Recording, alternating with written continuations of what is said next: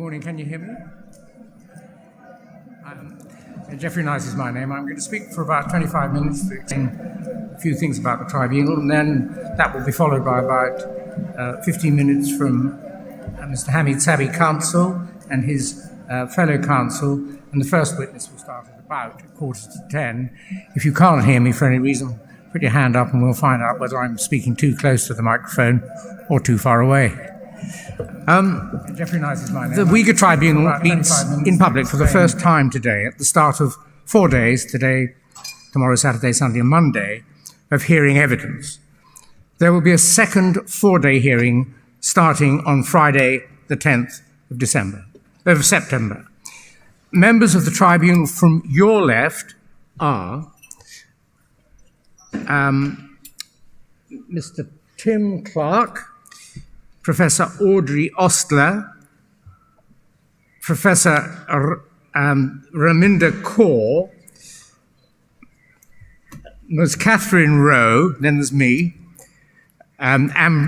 Professor Ambrina Manji, Nick Clark, Mr. Nick Clark, who formed the tribunal with me and is its vice chair, Dame Parveen Kumar, and Professor David Lynch. The tribunal is investigating the People's Republic of China, PRC for short, for genocide and crimes against humanity alleged to have been committed against the Uyghur, Kazakh, and other Turkic Muslim populations in the PRC. Of note, all 11 of the crimes that can establish a crime against humanity may be considered, including apartheid, first formalized as a crime in any statute in 2002. The tribunal follows, but is entirely separate from the China tribunal that investigating forced organ harvesting, on which Mr. Vetch and I both served.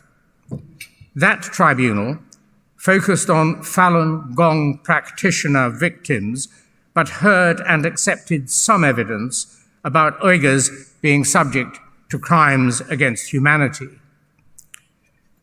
That judgment and the evidence leading to it will play no part in the work of this tribunal until and unless spelt out and explained. This tribunal will assess evidence presented to it and nothing more.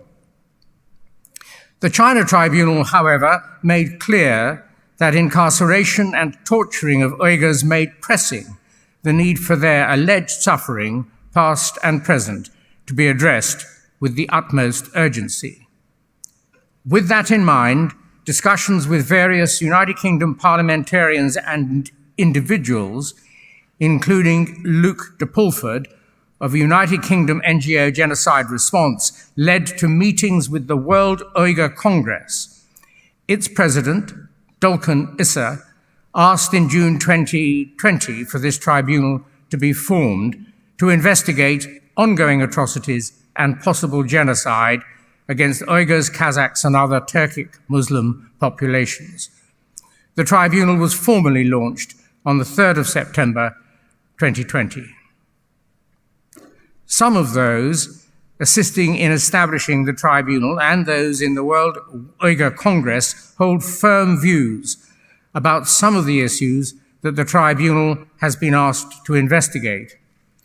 They have all recognized that the tribunal takes no account of and will not be influenced by the views they hold, just as the previous China tribunal judgment will be disregarded. The tribunal will reach a judgment by December, it is hoped, on the basis of the evidence presented to it and nothing else. The tribunal is a people's tribunal, of which there have been a number since World War II in Europe and elsewhere.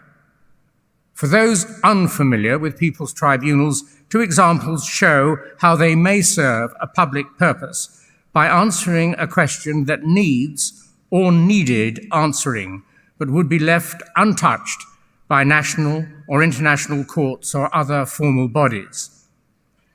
The Women's International War Crimes Tribunal on Japan's military sexual slavery, delivered its judgment in 2001 on events that happened during World War II. Like all such tribunals, it had no powers to sanction or punish, but found criminal culpability in those responsible, including the long-dead wartime emperor, for forcing women into the sexual slavery of soldiers of the Japanese Imperial Army during the war. The women then surviving, and history itself, gained immense benefit from the judgment. The Russell Tribunal, formed by philosopher Lord Bertrand Russell and others in 1966, inquired into alleged criminality by the United States of America in the then current Vietnam War, acting with urgency in the hope that its evidence based the conduct of the war. In each case, those tribunal decisions are the only ability reached at evidence-based processes.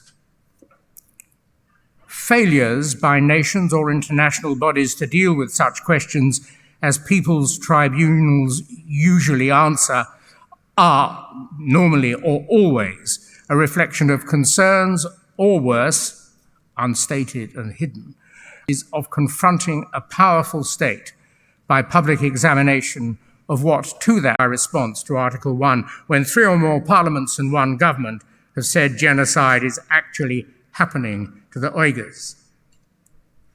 Consider the United Kingdom, which acceded to the convention in 1970, 21 years after it entered into force. No government since, of any political colour, has justified action by reference to the Article 1 undertaking. In 1971, Sir Alec Douglas Hume, as Foreign Secretary, responded to a suggestion of action over an alleged genocide by arguing, first there must be an accusation, then it must be dealt with in the courts of the country concerned, then it must be dealt with under the auspices of the United Nations Court, but no such court has been set up. Therefore, accusations of genocide fall on barren ground. The present government's position is little different. However, times have changed, and the terms crimes against humanity and genocide have, at the initial instigation of lawyers and politicians who recognized the need to do everything to avoid the repetition of the horrors of 2 world wars, those terms have become common currency. Citizens around the world now use the terms and expect countries to act in accordance with the law concerning them. So it is a misfortune that the United Kingdom's government, and perhaps many others, finds itself by combination of policy and limitations of international judicial systems unable even to consider the duties it may have under the Genocide Convention, simply because there is no judge to say whether genocide is occurring, a requirement not to be found in the Convention itself, but formulated within the United Kingdom. And the government cannot think that those who are not judges are incapable of deciding on evidence whether genocide is happening. Under the United Kingdom's legal system, a jury of randomly selected United Kingdom citizens could decide the issue if an individual were charged with genocide under a statute that makes genocide a national crime and that was passed into law 20 years ago. This particular misfortune of government serves to demonstrate that there is a gap or void to be filled if citizens are to have confidence that their government is fulfilling immensely important duties it has and must discharge on the citizens and on its own behalf. All members of the tribunal, counsel to the tribunal Hamid Sabi, head of research Aldo Zamit Borda, and others work entirely pro bono, without benefit of any kind. No one working for the tribunal is permitted to make any financial contribution to the tribunal. No one in the tribunal has any particular interest in the Uyghurs or other Muslims in the PRC or in the PRC itself, beyond the interest that they may have for others around the world, said to have suffered injustice at the hands of. Thus, no one in the tribunal has any interest in the tribunal's judgment beyond ensuring that it is correct. The tribunal has no rules of procedure, extremely difficult. The result is that we will have a number of witnesses appearing by video from a number of different countries speaking in what may be to us unfamiliar languages with interpreters in different jurisdictions, all in different times. In circumstances, it is, of course, possible that things, and it's hoped that will be understood. Judgment, and we're reaching conclusions of fact and law, the law as it is, when satisfied beyond reasonable doubt that it is right to do so, and only on the basis of evidence received. Mr. Sabi. Thank you.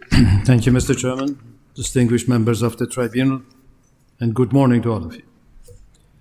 And my name is Hamid Sabi, and together with my colleagues, Dr. Zamit Borda and R.F. Abraham, we act as counsel to the tribunal.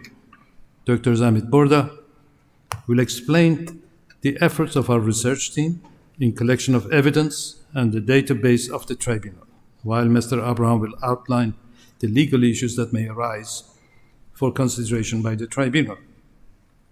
Counsel's remit has been to obtain evidence from all available sources in connection with mounting allegations relating to predicament of Uyghurs, Kazakhs, and other Turkic minorities in West China, and assess, evaluate, and present all that evidence to the tribunal. Counsel was assisted by a research team in this endeavor. As the chairman mentioned, the council does not present a case for or against the PRC. Our duty is simply to present all the evidence relevant to issue this morning to you.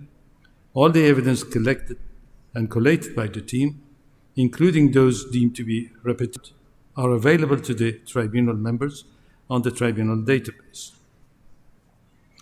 Apart from evidence published by evidence emanating from World Uyghur Congress and the Uyghur Transitional Justice Database connected with the PRC, from online sources and various other sources.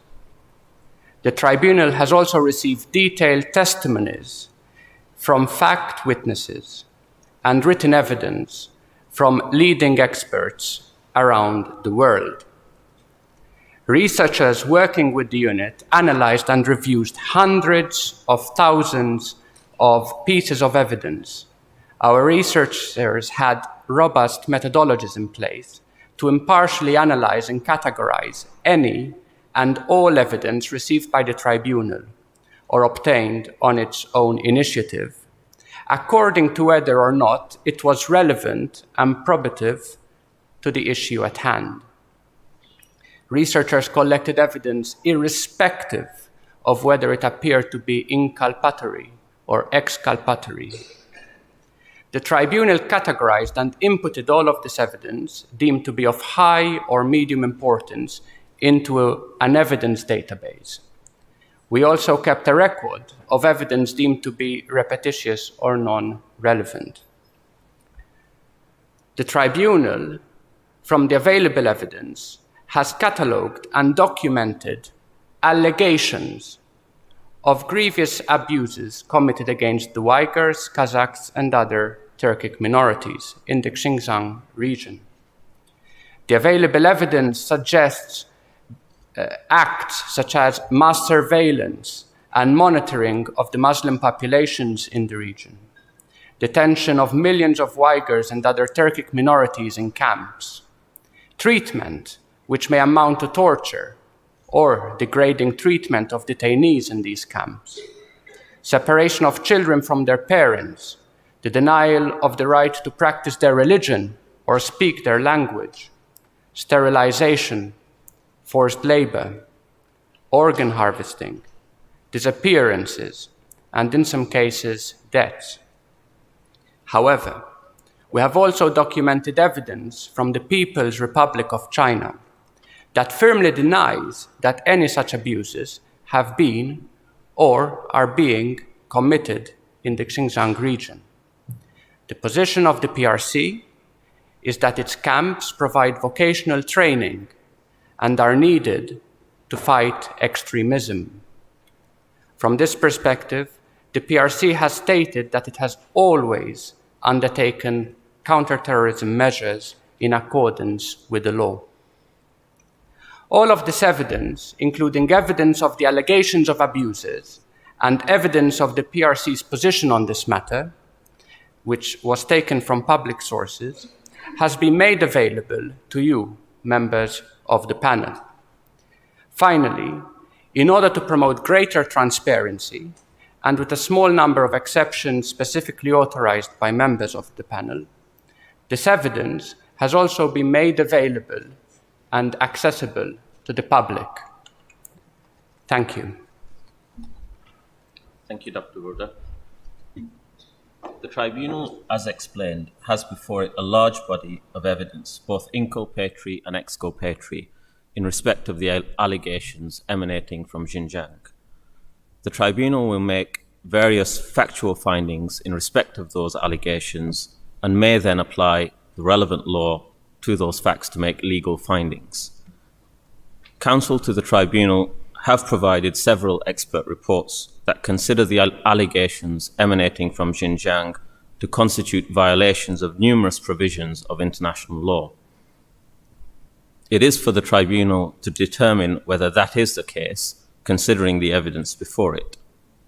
The tribunal also has available to it, on request, treaties, jurisprudence, and legal commentary in relation to the relevant law.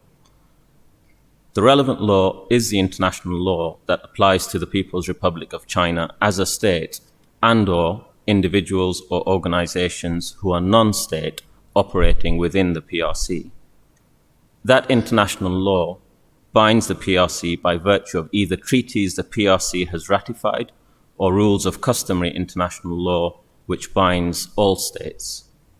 Therefore, pursuant to these applicable treaties or customary international law obligations, the tribunal may consider the law relating to the following international crimes as relevant. First, the crime of genocide, by which is meant the commission of certain prohibited acts with an intent to destroy, in whole or in part, a national, racial, religious, or ethnic group as such.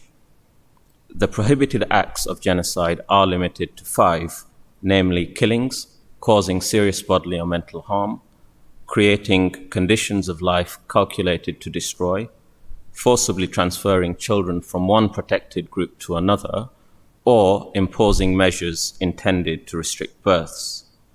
The words as such denote that the prohibited acts must have been committed against one or more persons because such persons were members of the particular protected group and specifically because of their membership in that group.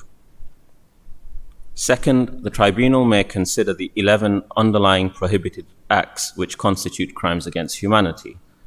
Those prohibited acts, if purposely committed as part of a widespread or systematic attack directed against a civilian population, could be found to constitute crimes against humanity. The acts include, but are not limited to, enslavement, torture, murder, apartheid, and/or persecution against an identifiable group on ethnic, religious, or cultural or other grounds. Third, the tribunal may consider the prohibition of torture as a self-standing international crime. Fourth, the tribunal may consider violations of international law relating to the prohibition of racial discrimination, segregation, and/or apartheid, whether by virtue of the application on the Convention on Elimination of Racial Discrimination or rules of customary international law. Fifth, the tribunal may consider violations of prohibitions relating to slavery as set out in the Slavery Conventions or rules of customary international law.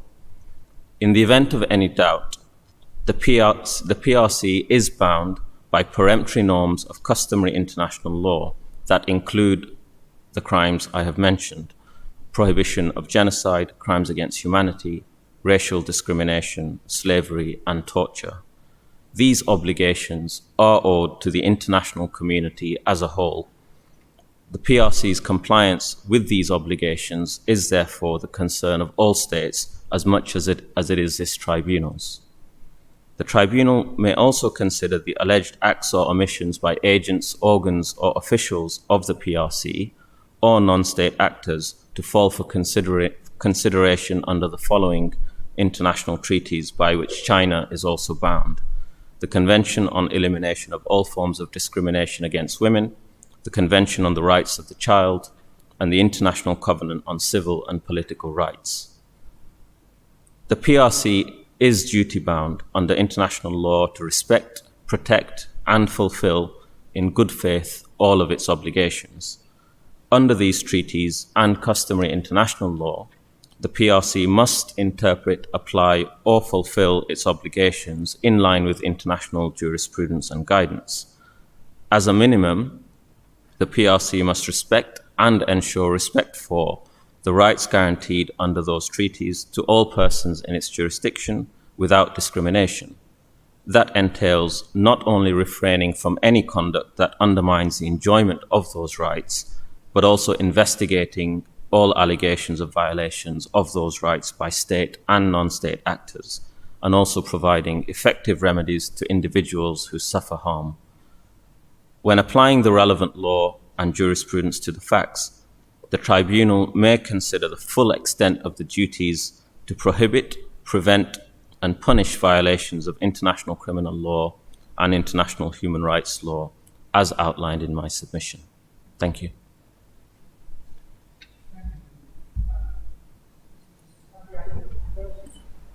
Mr. Chairman, our first witness is Kolbinar Sadiq. Can I make one point through you, Mr. Sabi? Kolbinar Sadiq is a woman, and as I explained, the possibility of having women witnesses taken through their evidence by a woman member of your team was rendered impossible by reason of the sanctions. Where women witnesses may be giving issues of evidence about sensitive issues, they have been alerted to the fact that there may be a man asking them questions in the first place. Their attitude to that's been considered, and the tribunal will, in most cases, ask most of its questions through women. And I hope that meets what would be current norms for dealing with sensitive evidence through women witnesses. Thank you, Mr. Chairman. Of course, that will be considered. Can we call Kolbinar Sadiq to the stand?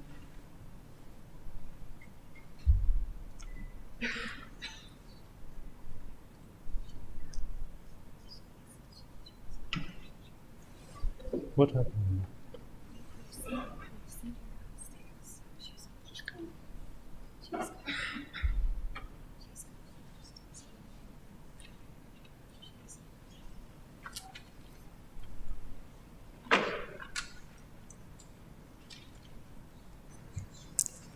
Is this witness speaking through an interpreter or by sequential translation? She will speak through interpreters. Thank you. And you should identify the interpreter first, or a translator, because she will be serving us in the case of many witnesses.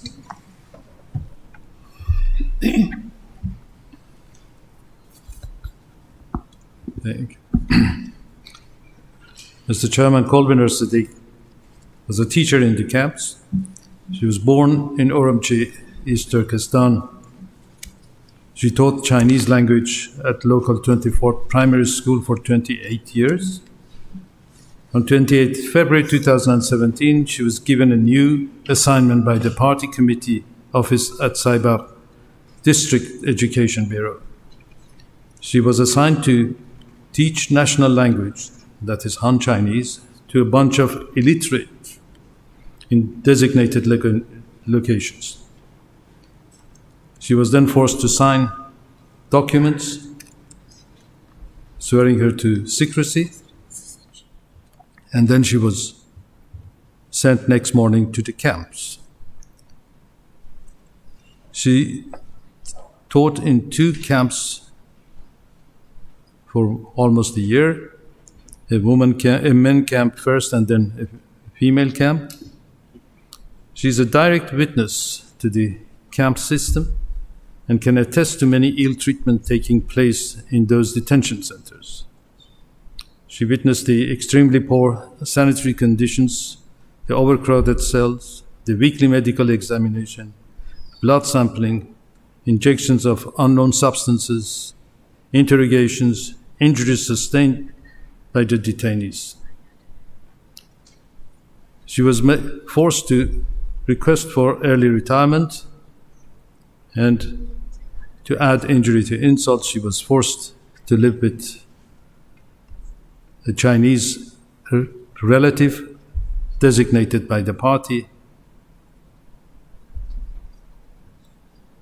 She was able to get her passport in September 2019 and join her daughter in Netherlands.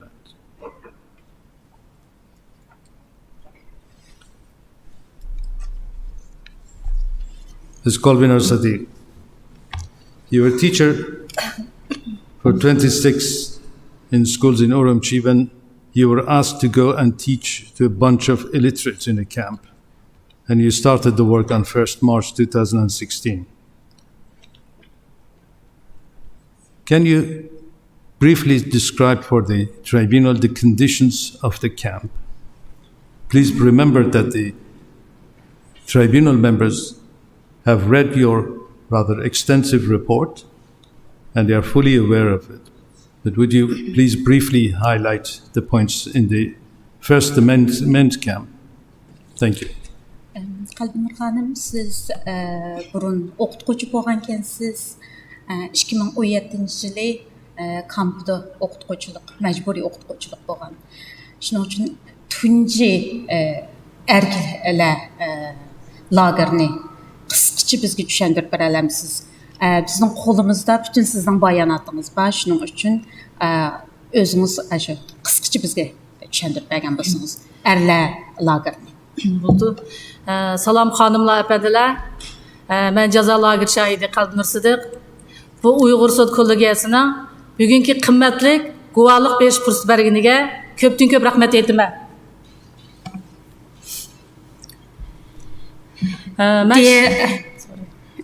Dear ladies and gentlemen, I am Qalbinur Sadiq. I am the camp witness, and I am honored to have this opportunity to give evidence in this People's Tribunal today. Thank you very much.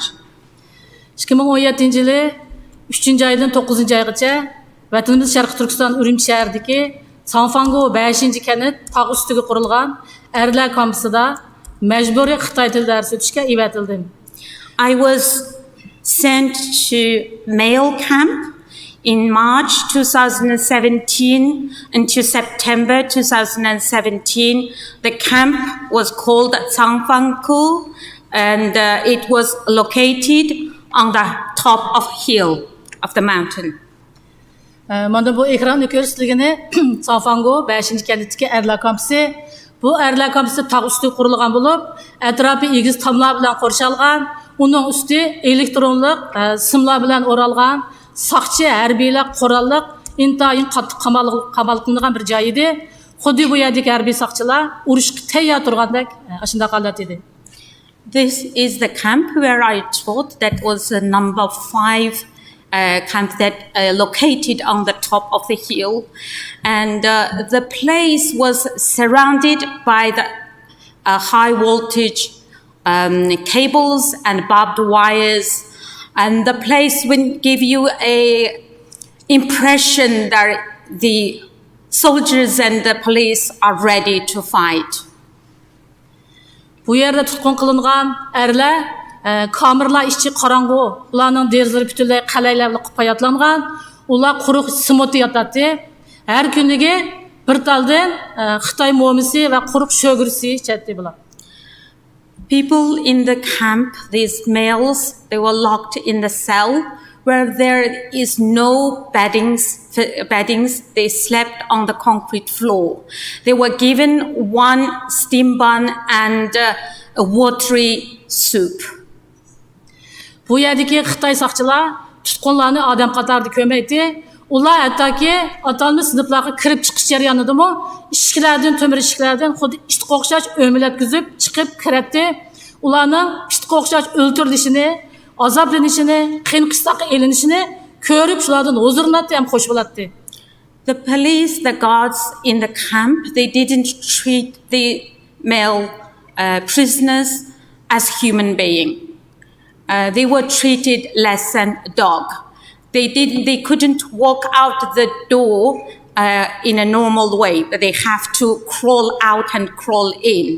They enjoyed watching them being humiliated, and their suffering was for them is their joy. Her bir kamerada 40'dan 50'gacha tutqunlar yotadi. Hem bu yerda opchi bir tuvalet bo'lib, har kunligi 3 vaqt, har qitimda 1 minutdan tuvaletga kirish ham yuz qo'lni yuvish vaqti beriladi. In every cell there were about 40 to 50 inmates, and there was only one toilet, and they were given 1 minute to use the toilet, and every day only 3 times. Bu yerdagi tutqunlarni har doim dars vaqtlarida, tushlik orom vaqtlarida, kechlarda chaqirib echkitib so'roq qiladi. Chunki birinchi qavat so'roqxona yarasida bo'lg'achqa sinf intayin yaqin. Bular chiqibdi yarim soatgacha bularning intayin qiynalgandagi azob ovozlari butun binoga anglatdi, binoni zilzila keltirdi. During the time when there was no lessons, they were taken out for questioning. The interrogation facility was in the basement and not far from the class. And half an hour after they were taken there, we could hear the screams, what is happening to them. Bu kampdagi erlar choy soqollari butunlay tushirib o'tilgan, ustiga bir tutash erlarning ish kiyimlari kiygan, uning ustida seriq jilitgan ustida nomer besig'liq. Shu nomerdan bularning bu tutqunlarniki 7-8 mingdan ortiq ekanligini belgili bo'ldi. Bular har kuni har xil qiyin qistoqlarga, zo'rliqlarga, dafsanchiliklarga, osh-yalang'ochlarga bardashlik berib yashaydi. Bularning chiroyida qandidori yo'q, kuchmag'dur qatti yo'q edi. The male prisoners, they wore the camp uniform and then a gray like pajamas, and then orange or yellow color vest, and the numbers was printed on the vest. And from the numbers, I would believe it was up to 8,000, up to 8,000 inmates were locked up in that facility, and they had to endure all the humiliation and sufferings. Ben bu erler kampsida 3. ayının 1'den 8. ayının 28'gacha 6 ay turdim. Bu jarayonda bu kampdagi tutqunlar bir haqiqatan bu juyinib baxmidi, muncha kirib baxmidi, ularning butun kiyimlari, badallari pichtlab ketgan edi. I was there from March to the 28th of August. They never had an opportunity to have shower, and therefore they developed lice, and their clothes was full of lice in the end. Mm-hmm. Thank you. You were then spent 2 days in your normal school and again assigned to another camp. Can you also briefly provide the tribunal with the details of the second camp, which was a female camp? Bu yerdan chiqib siz 2 kun uyingizni tuğandan keyin yana bir lagerga o'qituvchilikqa evatilibsiz.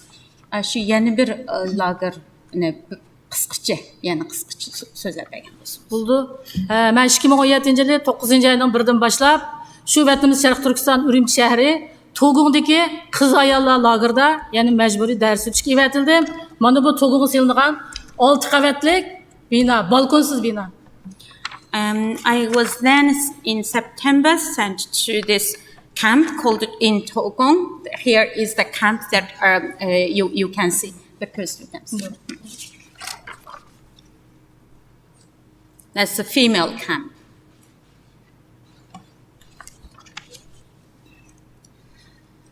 Bu qiz ayollar kampısımı binanın teşimi intayin qattiq qo'rshalgan, yana o'xshashla elektronik simlar bilan o'ralgan, bino ichi, teshi, qo'ri hamma joyda soqchi harbiylar qurolliq intayin qamal qilingan 6 qavatli bino edi.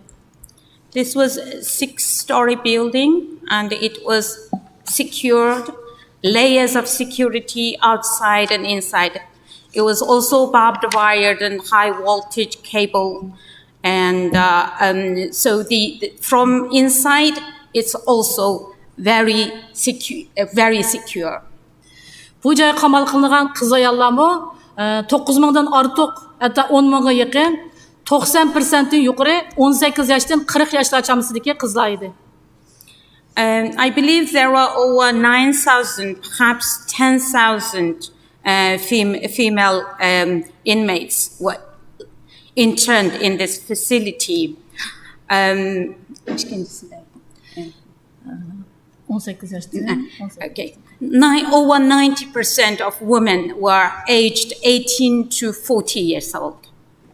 Bu binoning har bir qavatiga birdan sinf o'rlashtirilgan. Har bir sinfga 300 dan o'quvchi botadi. Bularning har bir kamerda o'xshashlar 40 dan 50 kishi qiz ayollar yotadi.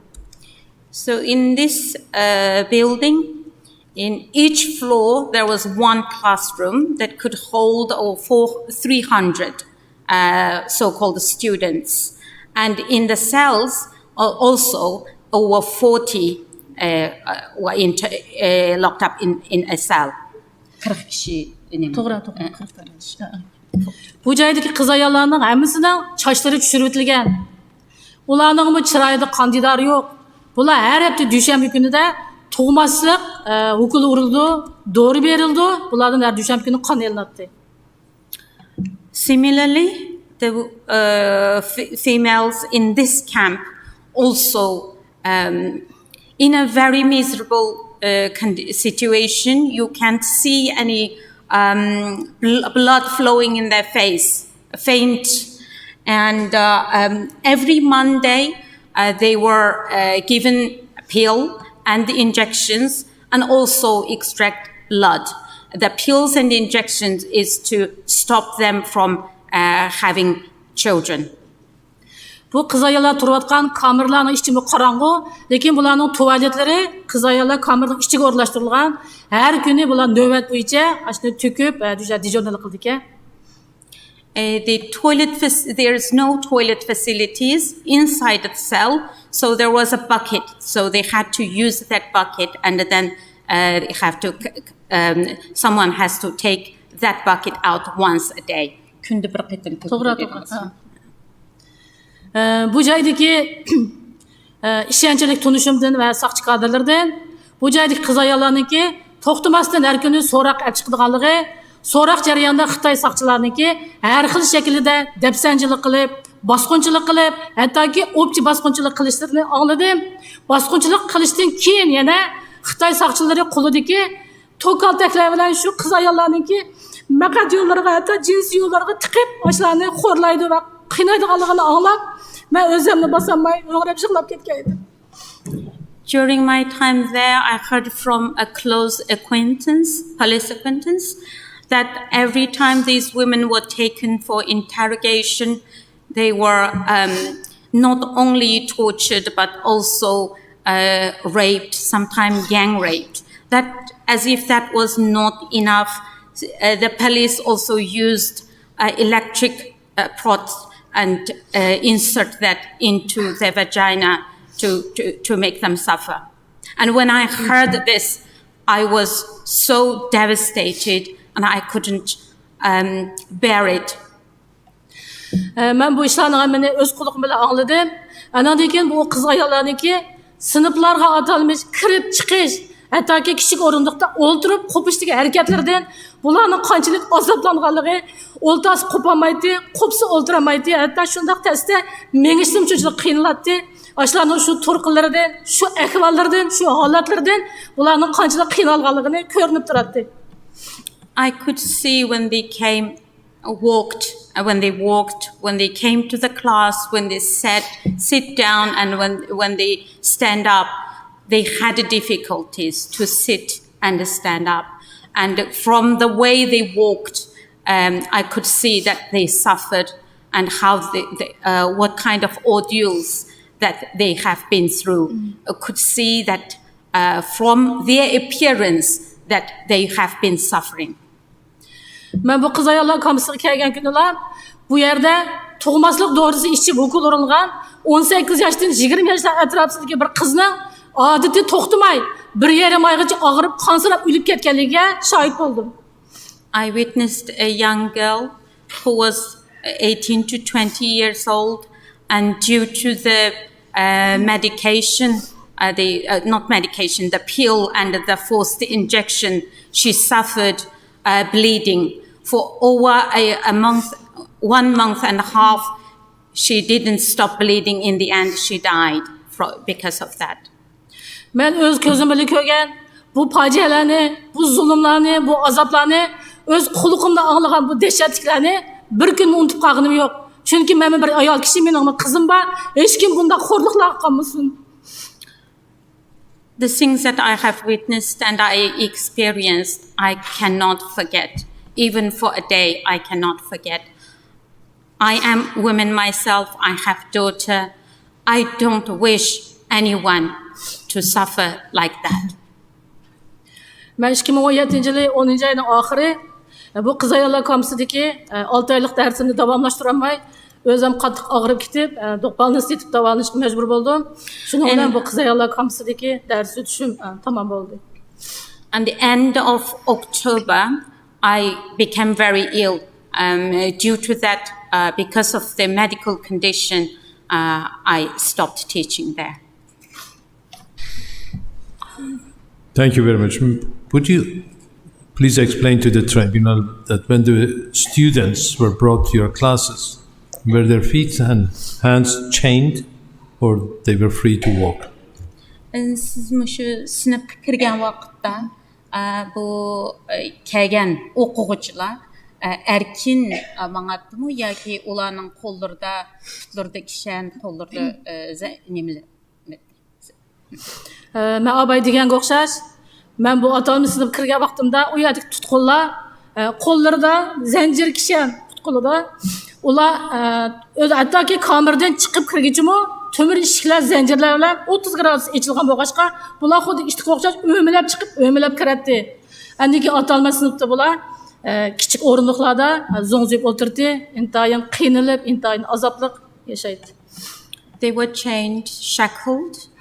When they came, even when they left their cell, and the door was only partly opened and with a chain on. Therefore, they have to crawl out and crawl in. They didn't walk like a normal human being. And even in the class, they had to sit on a small stool. Were they called by their names or by numbers? Pardon? Were the students called by their names in the classes or by numbers? Bularni normal chaqirgan vaqtida ularning ismi orqali chaqiratdinglarmi yoki nomeri orqali chaqiratdinglarmi? Biz ularning ismini men bilmaymiz. Ism atashma ma'ni qilindi. Ularning faqat jilikisining ustiga qo'yilgan nomerlar va besilgan nomerlar shu nomer orqali chaqiriladi, nomer orqali biladi ularni. It was all by numbers. I didn't know the names of any of them. We called by the numbers that was printed on their jacket. Finally, Ms. Siddiq, could you briefly explain to the tribunal when a relative was introduced to you by the party? I beg your pardon.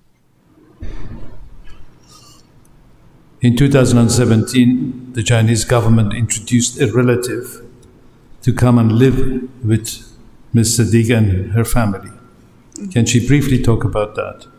Sizningki shu 2017-yili tuqqan birga tuqqan bo'lish degan bir Xitoy kadrninki uyingizda tug'anligi to'g'risida qisqacha shuni bir tushuntirib bergan bo'lsangiz. Buldu. Men yana 2017-yildan buyon Xitoy hukumatiniki har bir oilaga majburiy o'rlashtirilgan qo'shmaq tuqqan Xitoy kadrlarini kutishga majbur bo'ldim. Bu Xitoy kadri har oyda bir hafta uyimizda qonatdi. So in 2017, under the becoming family policies, male cadres were forced to live with the Uyghur families was forced to house male cadres, and I was also one of them. And the male cadre who lived in my house, at least he would live 1 week a month. Bu qo'shmoq tuqqan Xitoy kadrning qo'lida Xitoy hukumati tushirib bergan hujjatlar bor edi. Ya'ni buningda 5 ta birga bo'lish degan hujjat. Bu Xitoy kadri shu hujjatdan foydalanib, har xil po'xirliqlarni, dafsanchiliklarni qiladi. This male cadre had a document that was given to him, which says 5 together policy. And because of that 5 together, he had a freedom and abused that freedom, tried to do all sorts of terrible things in my house. Bu 5'te birga bo'lish hujjati birga tamoq yetish, birga tamoq yeyish, birga uyg'unish qilish, birga sayl qilish, birga yetish. So this 5 together is cook together, eat together, and go out together, and sleep together. Study together. 5 together. Bu Xitoy kadri mushu 5 xil birga bo'lishdan foydalanib, sobiq yo'ldashim bor yerdimi? Menga har xil po'xirlarni qildi. Men bu dafsanchiliklarni, bu po'xirlarni qat'iy unutay olmayman. Because of this 5 together policy, even in front of my ex-husband, my husband, he harassed me, sexually harassed me, and I cannot forget that experience. Yani masalan, biz tamoq yetish jarayonida bu Xitoy doim qishimga chiqib oladi. Chunki birga tamoq yetishni uyg'unish deb bizda deb. Bo'ldi sen qarab uyg'onsang bo'ldi deyman. Lekin bu Xitoy sen majbur mening qo'limda tutib turib menga uyg'otishing kerak deb, mening qo'limda tutib turib uyg'onishim majburlaydi. Tamoq pishib bo'lgandan keyin birga o'tirib yegan vaqtimizdami, bu qasdanga bak issiqga uying, men bak issiq ketdim deb, o'zining kiyimlarini butunlay savitib, faqat qaltishtalari bilan o'shada o'tirib birga tamoq yetdi. And because the cooking together policy, he would come to the kitchen and say, well, I need to learn cooking from you. And he forced me to teach him holding and his hand. Also, when we were during the eating time, he would complain it's too hot. The room is too hot. He would take off all his clothes, just leaving a short, and would sit with us and eat like that. Hattoki tamoqlaring bek o'xshabdi, sen bek go'zal xonim, men sendan bek xush bo'ldim, seni quchoqlab olsam bo'lamdi, suyib olsam bo'lamdi deb, sobiq yo'ldashim bor yerdimi, meni u yerda quchoqlab oladi, hattoki meni necha qatim suyib oldi. Men bu dafsanchiliklardan faqat bardashib beramadim, lekin yana shu kulib turishga majbur bo'lib o'tdim. He often said that you are a beautiful woman and your food is so tasty. And by saying that, he would come and hug me and kiss me. And I had to smile at him, even though I was so upset inside, but I had to present myself as that he is welcoming. And I can never forget those experiences. Thank you, Ms. Sethi. The tribunal members may now have questions for you. Good morning.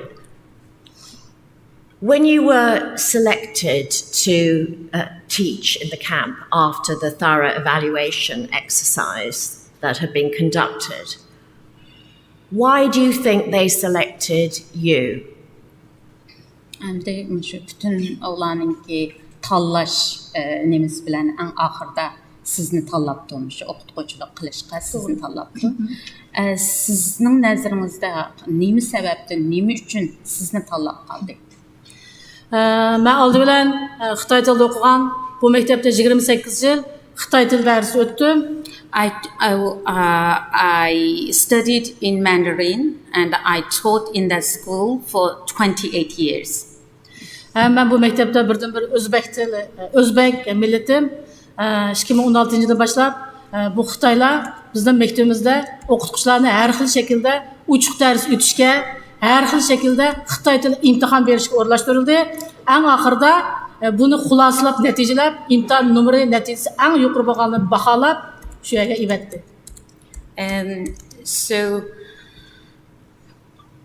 I was the only Uzbek ethnic in that school, and since 2016, there was an open class assessment process, and they selected the one who had the highest score. Okay. You were told you were going to teach Mandarin to illiterates. When you arrived at the camp, were the men illiterate, and did some of them or many of them speak Chinese already? Sizge savadsızlığa ders ötsen dep yollaptı. Siz uyega bargandan keyin erlerinki savadsızlığını gördünüzmü?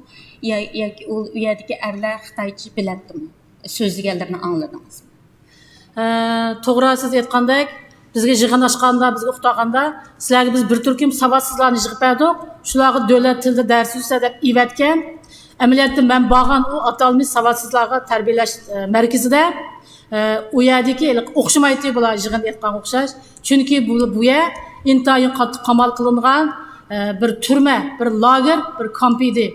Bu yerdagi kishilar dastlab tutib kelinganlar diniy zotlar ulamolar bo'lg'achqa bular haqiqatan Xitoy tilini bilmaydi. Well, as you have just mentioned, Your Honor, I was told that I will be teaching Mandarin to these illiterate people. But when I arrived there, the place wasn't like an ordinary school. It was a secured camp, and the people, majority of the men there were religious clerics, religious scholars. Lekin 3-ayning 20-sidan 4-ayning 10-gacha tutib kelingan ko'p sondagi shu tutqunlarning hammasi 18 yoshdan 40 yoshgacha, ya'ni bular hammasi intayin oliy bilim yurtlarida bilim oshirgan oliy ma'lumotlar, chet ellarda, Amerikada, Yevropa davlatlarida o'qib, qaytib kelib vatanga o'zining tuqqanlari bilan ko'rishib ulgurolmay bu kampga tutib kelingan oliy ma'lumotli ziyolilar edi. Qancha yoshda? 18 yoshdan 40 yoshgacha. So later, the new arrivals were later. They mainly was aged 18 to 40 years old. Many of them actually studied abroad. They already were very well educated young Uyghurs. Yes. So. You taught for 6 to 7 hours a day in that camp to different groups each hour. What were you teaching them in that time? Siz her günü şu 6 saatten 7 saat Uyghurchilik ders ötüpsiz. Bu dersler nemini öğütettiniz bu yerden? Biz dastlabda bu 6 saatin 7 saat hattoki shahardan tekshiruvchilar keldi deganda 8 saat davomlashdi bu darsimiz. Chunki ularga takrar qilib ish qilishimiz kerak. Ang dastlabda Xitoy tili darsininki asosiy bilimlarini o'rgatdik. Keyinida Xitoylarning o'zining atib olgan qizil naqshini o'rgatdik. So yes, in the beginning, some days, most of the days, I taught 6 to 7 hours. There were days that when there are officials would come and the inspectors, when they came, I had to teach 8 hours. And the teaching was, in the beginning, basic Mandarin, and later I had to teach red songs. Could you tell us a bit more about what red songs are? Qizil naqshi deganni biraz tushuntirib beramiz. Bo'ldi. Ya'ni Xitoylarning o'zlarininki davlat she'ri, davlat naqshisi bor. Anadagi qizil naqshi deganimiz, ya'ni shu Xitoy kompartiyasi bo'lmagan bo'lsa, bizning bugünkidek baxtli turmushimiz bo'lmaydi. Qatorliq mazmunlardagi ashlarning o'zi bekitib olgan, o'zlari bizga tushirib bergan ashunday naqshlar. The Red Songs is like a national anthem, and also the songs that is praise China, the Communist Party, such as if there is no Communist Party, we don't have a happy life. Most of the songs are in that kind of content. You were there as a teacher, so I imagine had limited contact with the men outside the class.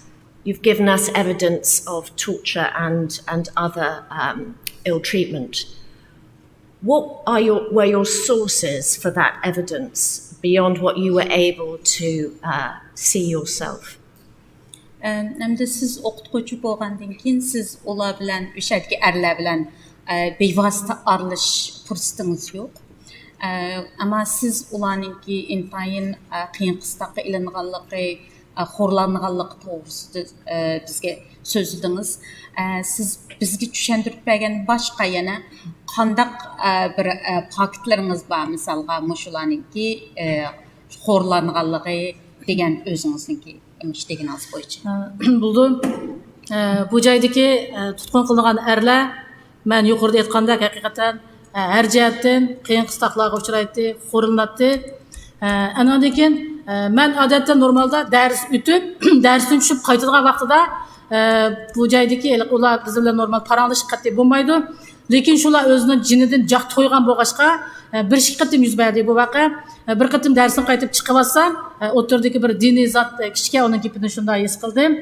U dediki, mening uyim Simot zavod mechitning ichida. Mening 5 bolam bor, kichik emisi. Men sizni o'tinib qolay ma'lum. Ashlar xabar qilib qo'ysangiz, mening mishadligimni bilib qolsin deb menga yolvurdi. Biz keynimiz qarab ularga gapirishga, qarashga qat'iy bo'lmaydi. Shuning uchun men uni anglamagan sabab ketdim. As I said that in the male camp, these men were always often tortured, and they were not allowed to have any communication with us. But few times they took the risk, and the one man told me that, teacher, I live in the cement factory. My house is near the cement factory. Can you please tell them that I am here? Because the family members didn't even know how they were, where they were taken.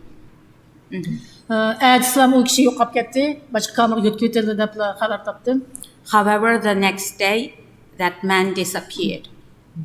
Yana bir necha kundan keyin bu joydagi Xitoy tili o'rganishga oid aktiv bir kishi bordi. Bu kishimi darsdan tushib qaytayotgan vaqtimda yana menga dedi, "Ma'lum mening uyim Tangirtog rayonidagi Dava yo'lida Toshkent restoranidagi beqinda bir dukunimiz bor. Mening ayolim yangi degan oz qolgan. Mening ayolim mening mishadligim xabardor bo'lib qolsin." Dedi, men uningga javob berishga ilojisiz qarmay chiqib qoldim. There was another young man who was very active in the class, and so on my way out of the class, and he approached me and said, "Teacher, I live in the Tangratag Divan Street, near the Tashkent restaurant. My wife was about to give birth, so can you please let her know that I am here?" And I couldn't say anything. I just walked out because I was not allowed to speak to them. Bu joydagi so'roq chaqirib chiqilgan erlar haftalab, hattoki oylab darsga qatnashamaydi. Bular o'zining kameralarida qiyin qistoqlarning eg'irligidan bular menga bo'lg'achqa kameralarda davolanadi. Nurg'unlari eg'ir qiyin qistoqlardan, azoblardan boshqa kamplarga yo'tkab ketildi deb anglaydik. Amaliyotda bu yerdagi nurg'un kishilarning yana eg'ir diabet kasali, yoshirin yurak kasali bor ekan, qon besimi bor ekan degan bana sabablar bilan nurg'un kishilar bu joyda o'lib ketdi. After men taken for interrogation, many of them couldn't attend the class for months because of the injuries. And there were men who disappeared, but we were told that because they had a suffered from diabetic or heart condition and died as a result. Xitoy hukumati nurg'unlagan videolarni ishlatib, kampadagilar tarbiyalanishdan tutirib chiqdi, biz ularni qo'yib degan bo'ldi. Amaliyotda sirti qo'yib etilganlar qiyin qistoq jarayonda put qo'llari yaralangan, ham sesib, kesib etilgan ashunday kishilar. Chunki ko'chalarda jamiyatda nurg'un majruhlar ko'payib ketdi. Hatto so'zlash bundaq nemisdan mas'ul ko'rilgan, nima deymiz odatda, ro'yi jihatdan besimga uchirgan bundaq kishilar ko'chalarda jamiyatda ko'plab ketdi. The Chinese government made many videos saying that they have released all these people in re-education, in so-called re-education. But we know these people, the ones who were released, they had many became disabled, and many had have mental disability, mental health problems. In your interactions with the staff in both camps, particularly ones with more authority, what did they say the purpose of the camps was, and how did they describe the women and the men? What sort of terms did they use to describe them? Siz mushu lagerdagi amaldarlar bilan paranglashgan vaqtlarda ularning eg'izdan mushu lagerdagi qamalgan kishilarni ular qanday atatdi, ularni nima deb atatdi?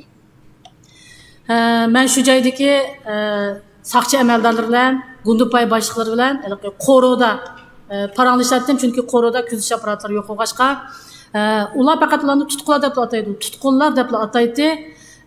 Andan keyin men shulardan nurg'un ma'lumotlarga, bularning masalan qanday qiynash usullari bor, bularni qanday so'roq harakatlari bor, usullari bor, ashlarni biladim.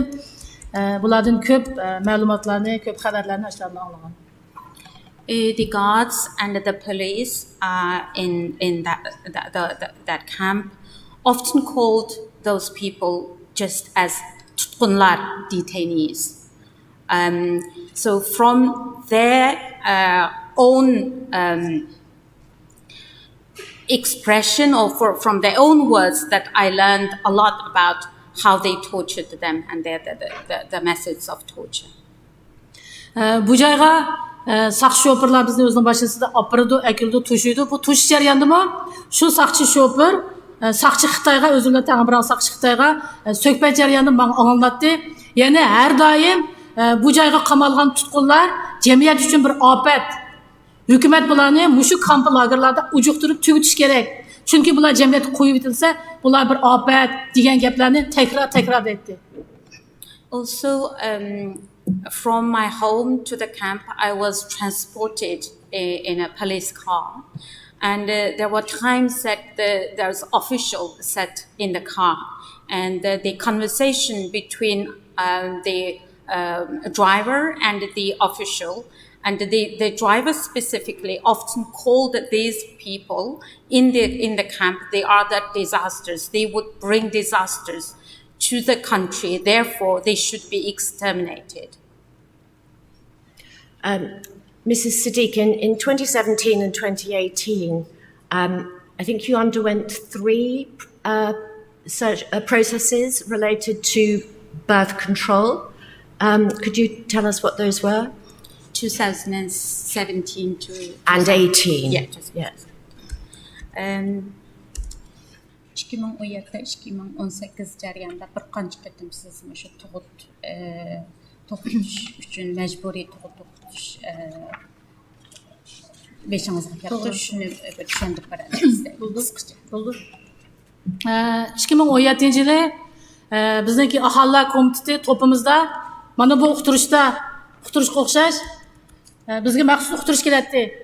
Dastlabda 2017-18-yillarda bu uqtirish 18 yoshdan 50 yoshgacha qiz ayollar Tangirtog' rayonidagi mana bu Changlayan o'ltiroq rayoni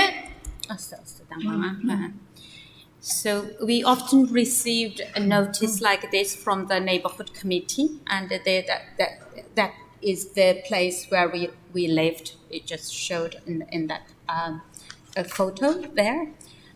So asta desiniz. tercüme kılsam. Bu şekilde oldu. Faqatlam aşı müşün nimlarni alatdık dediniz. Muşlarni alatdık. Bular bu uqtirishlarda ko'rsatgandek biz cho'qim shu joyga berib, uzuk soldirish, tug'maslik operatsiyasi qildirishimiz kerak. So the notice is about that we must go to that designated place to have IUD inserted or sterilization process. Uqtirishda aytgandek, biz agar ularning xizmatiga moslashmasak, butun tuqqanlarimizni, hatto yo'lishimizni do'g'ri tikkan bo'ldi ekanmiz, ham o'zimizning bexatarligimiz yaxshi bo'lmaydi ekan.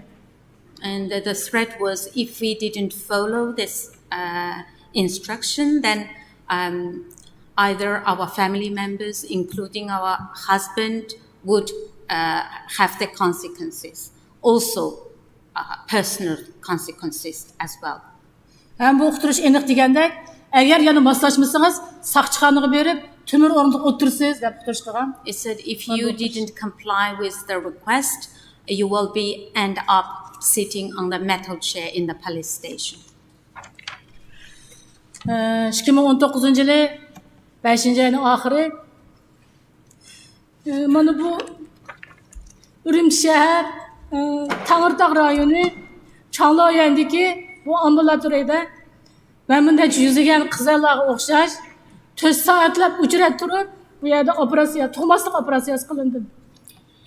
In May 2019, along with many hundreds of other female, waiting in a queue for 4 hours, and I was also put through sterilization process. That was the hospital where I had that sterilizing process. İsmi neydi? Kaydın dersiniz. Changloyandagi is a region in Changlaoyuan. Ambulatory. How many children do you have, Mrs. Sadiq? And what was the law? How many did the law allow you to have at the time you were sterilized? Sadiq Hanım, sizinki qancha balangiz var? Qonun bo'yicha qancha balangiz bo'lsa qonunliq bo'ldi? Mening faqat bir qizim bor. Bu qizim Gollandiyada o'qiydi. 2011-yili 5-oyda Gollandiyaga o'tiraqlashgan. Odatda Xitoyda Uyg'urlarga, ya'ni Uyg'urlarga ikki farzandlik deb bor. I only have a daughter who went to Netherlands in May 2011, and since she has been living there. By law for Uyghur people, we can have 2 children. Biz yangi xizmat qatnashgan bo'lg'achqa xizmat besimimiz qattiq yuqori. Men shu bir farzandlik bo'lgan. Andan keyin bu Xitoy hukumatı bizga maxsus planliq tug'utki sharaf guvohnomasi bergan. Lekin bu operatsiya qilingan vaqtimizda u guvohnomani e'tirof qilmadi o'zi. Due to high pressure from my work, I only had 1 child. And I even received a certificate for having 1 child. But later they didn't even consider that certificate. My final question. You were given a visa and were able to leave. Why do you think you were allowed to leave? And sizga viza beribdi, Xitoydan chiqib ketishga ma'qul bo'libdi. Shu nima uchun sizga Xitoydan chiqishga ruxsat qildi sizcha? Men oldi bilan yana abay degandek o'zbek millati vatan qaytgan muhojir bo'lg'achqa 2019-yili 1-oyda qizim men va sobiq yo'ldoshimga tuqqan yo'qlar chaqiriq qog'ozi evatgan 2019 1-oyda. Biz bu chaqiriqni tarjima qildirib. So as I mentioned earlier, I'm an Uzbek ethnic, and In January 2019, my daughter sent us an invitation to visit her in Holland. Bu biz chaqiriq qog'ozini tarjima qildirib, shu joydagi Xitoy soqchilarini qishiga kirdik. Kirgan vaqtimizda Xitoy soqchilar mening kartlarimni ko'rib, sen o'zbek millati ekansan, vatan qaytgan muhojirkan, sen chet elga chiqishingni o'ylasak bo'ldi dedi. Lekin sobiq yo'ldoshimni sen Uyg'ur ekansan, chet elga chiqishni xam xiyol keltirma deb uni qaytarib etdi. So after had the letter, the invitation letter translated in Chinese, and we went to the office where they process the in charge of the people who go abroad. And they checked both my husband's and my documents. And I was told that it is possible that I can go because I am Uzbek ethnic. And then they said openly to my husband that you are Uyghur, so do not even dream to leave the country. Thank you for your evidence to this tribunal, Mrs. Sadiq. Does Mr. Clark or Professor Kaur have a short question? There may just be time if you do. Microphone. When you went to get sterilized, would you say that was forcibly sterilization? Would that be the description?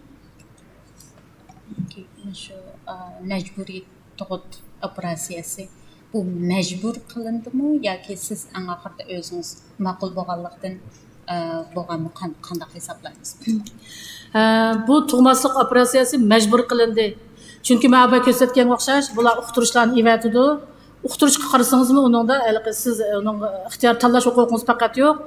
Shundoq bo'lsa-mu, men yana o'zimning Xitoy hukumati bergan sharaf guvohnomasi bilan tug'diki, shu kartamni elib Özbek milleti vatan qaytgan muhacir degan kinishkilarimni elib, shu aholi komitetidagi kadr qizning qishiga kirib, ashunga yo'l urgan bo'ldim. Chunki mening birli qizim bor, men ikkinchi tug'mayman, sizning qanday jadvallaringizga qo'l qo'yishga men rozi deb. Lekin bu faqatli kar qilmadi. It's forced sterilization. As I mentioned earlier in the notice, they don't give you the choice. They said very clearly the consequences if we didn't comply.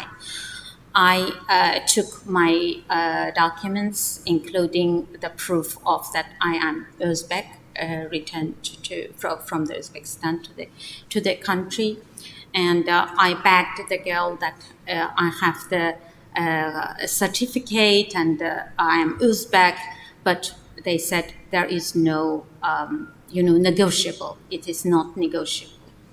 I must go through the process. Thank you, Mr. Clark. Yes, thank you. Could I just ask, the camps that you were teaching in before this... Microphone, I think. Sorry. The camps that you were teaching in could broadly be described as education camps. Did any of your students who reached particular levels of being able to speak Mandarin and meet the other requirements ever be released from the camp? Endi başqa yerlerden anlaganda bu sizningki ders o'tgan bu lager tarbiyalash lager. Endi sizning o'quvchilaringizning ichida bir darajaga, ya'ni darsdan bir darajaga erishib shu yerdan qo'yib etilganlar bo'ldimi? Yo'q, undaqlar bo'lib boqmadi. Chunki bu gerçi atalmış tarbiyalash o'rni bo'lgan bilan hech qanday o'quvchi bu yerda darajaga erishib boqmadi, ham qo'yib etilmadi. Biz bu 6 oy jarayonida bir qatim o'quvchilardan sinab imtihon olib boqmadik. No, not at all. Although it is called education, but we never had even assessed these so-called students. And I was there for 6 months, and we never had one exam to assess. So there wasn't anyone released from that facility. Mr. Zamin Bora, I address you. Some witnesses have given accounts before, as I indicated in my opening remarks. I think that Kelvin Siddiq is one. And if so, has the PRC said anything adverse to her of which we are aware? Not of which we are aware, no. Thank you. Apart from calling her actor, like the other witnesses, nothing. Well, that's not specific. Thank you, Mr. Sabi. And thank Quelbina Siddiq for giving evidence. Thank you, Mr. Dir. Your evidence is now complete. Mr. Chairman, our next witness is Mr. Omar Bekali.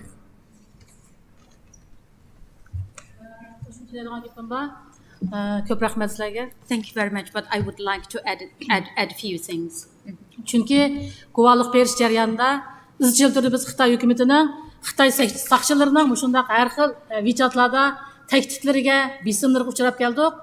Toki tunogin tushdan keyin qadar Xitoy saqchilari meniki boshlang'ich maktabdagi sekretar boshlig'imizni va sobiq yo'ldoshimni videoda so'zlatib, meni bugungi mush Angliya sotida so'zlaydigan so'zlarimning hammasining yolg'onligini, meni azaldan kamp lagerlarda dars o'tib baqmaganim, ham bizning u joyda Sharqiy Turkiston vatanimizda kamp lager ta'sis qilinib baqmagan, bu hammasi yolg'on.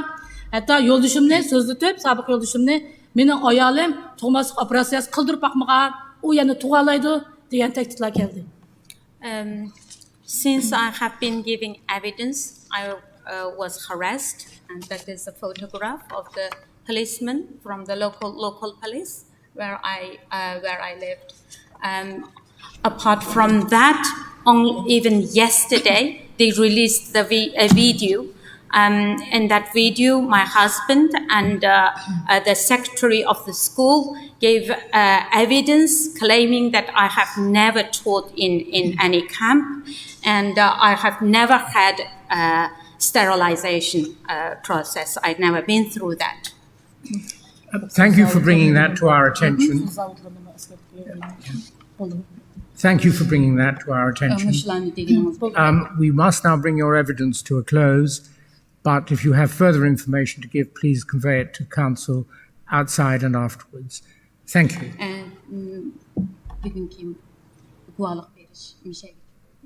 Qo'shimcha yana beradigan materiallar bo'lsa, bizga berib chiqqandan keyin bizga ba'zimiz bo'ldi. Thank you. Hammalarga ko'pdan ko'p rahmat. Thank you. Thank you very much. You're free to leave the room or to stay, of course. Mr. Sabi, did you say the next witness was Bekali? The next witness is Mr. Omar Bekali. Yes. His statement is at page 25 of the very pamphlet. much. And Mr. Abraham would be handling this witness. And is he here in person? Yes, sir. Okay.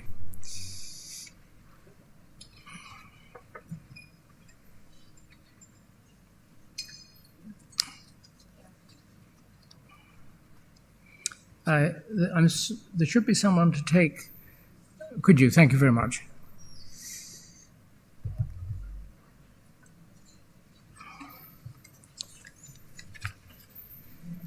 It may be, Mr. Sabi, that we need one usher to take in and one usher to take out, rather than just one.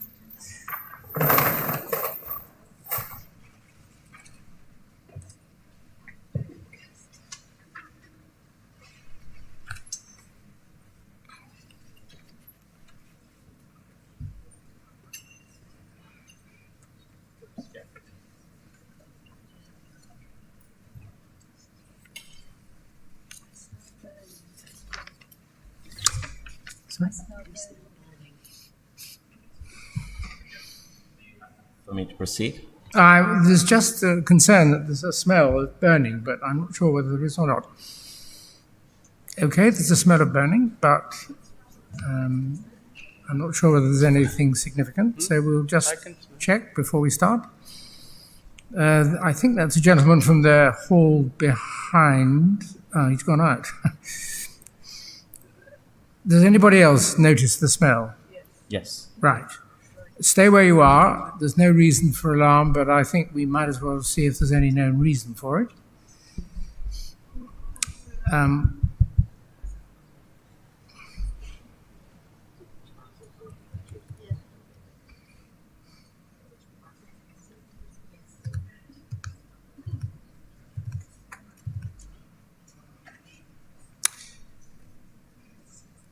Is there any known reason for the smell of burning that people are noticing?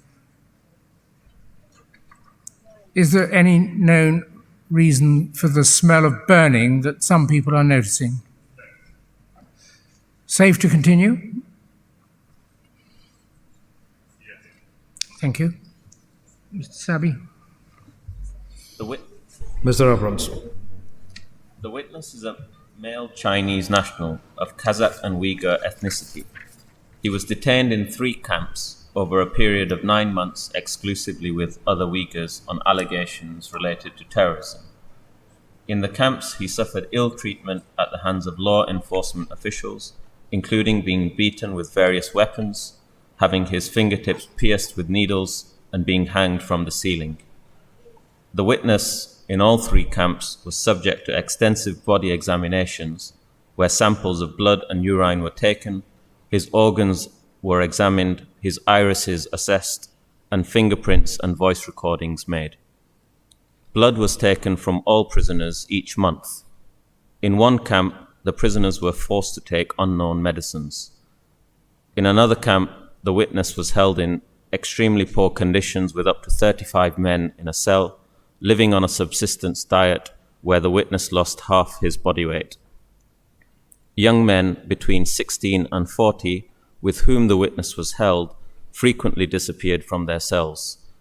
All the men were forced to re-educate in line with CCP policies. The witness knows of 2 named individuals who died in the camp as a result of torture, and he heard that many died from what the witness has described as being placed in a water prison. As a result of the witness going public about his treatment in Kazakhstan, his brother, sister, and mother, as well as his father, were detained. The witness states that his brother was rendered disabled as a result of treatment during detention, and his father was tortured to death. His mother and sister are said to have suffered. Mr. Bekali, I have a few questions, if I may. Your witness statement refers to 7 to 10 men disappearing out of a cell of about 40 men per week. Can you provide further details on these disappearances? Ömer efendim, siz şu bayanatınızda her ayda 7'ye yakın er kişininki yo'qolib ketganligi, 7 er kişininki yo'qolib ketganligi to'g'risida deyapsiz. Ammo shu to'g'riliq biroz tushuncha bera olamsiz? Ma'qul, xonimlar, apandilar. Men bugun bu yerda sotda berayotgan guvohlikimni hammasiniki chinligiga guvohlik beraman. Thank you, ladies and gentlemen, and I can promise and I can swear that I will speak the truth, but the truth. Bu yerda men 3 kampda yatdim. Har bir kamerda 45 kishi 35 dan 45 kishi insonlar birga yetishga majbur bo'ldik. I was in 3 different camps. In each camp, in a cell, up to 35 to 40 cellmates had to share one cell. Har haftada eng navqiron bolalar 16 yoshdan 40 yoshga bo'lgan insonlar almış tikitib turadi, qayta kelmaydi ular. Yangi insonlar kelib turadi. The male aged from 16 to 40, every week some were taken out from the cell and never returned. Then they replaced by newcomers.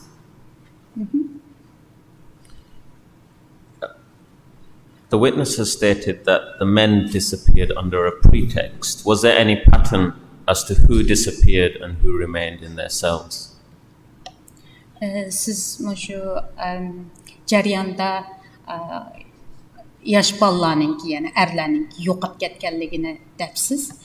Shuningdan bu yo'qolib ketganlarninki qandaq bir alohidligi bordi yoki nima uchun yo'qolib ketganlik to'g'risida biroz tushuncha bersangiz. Ma'qul.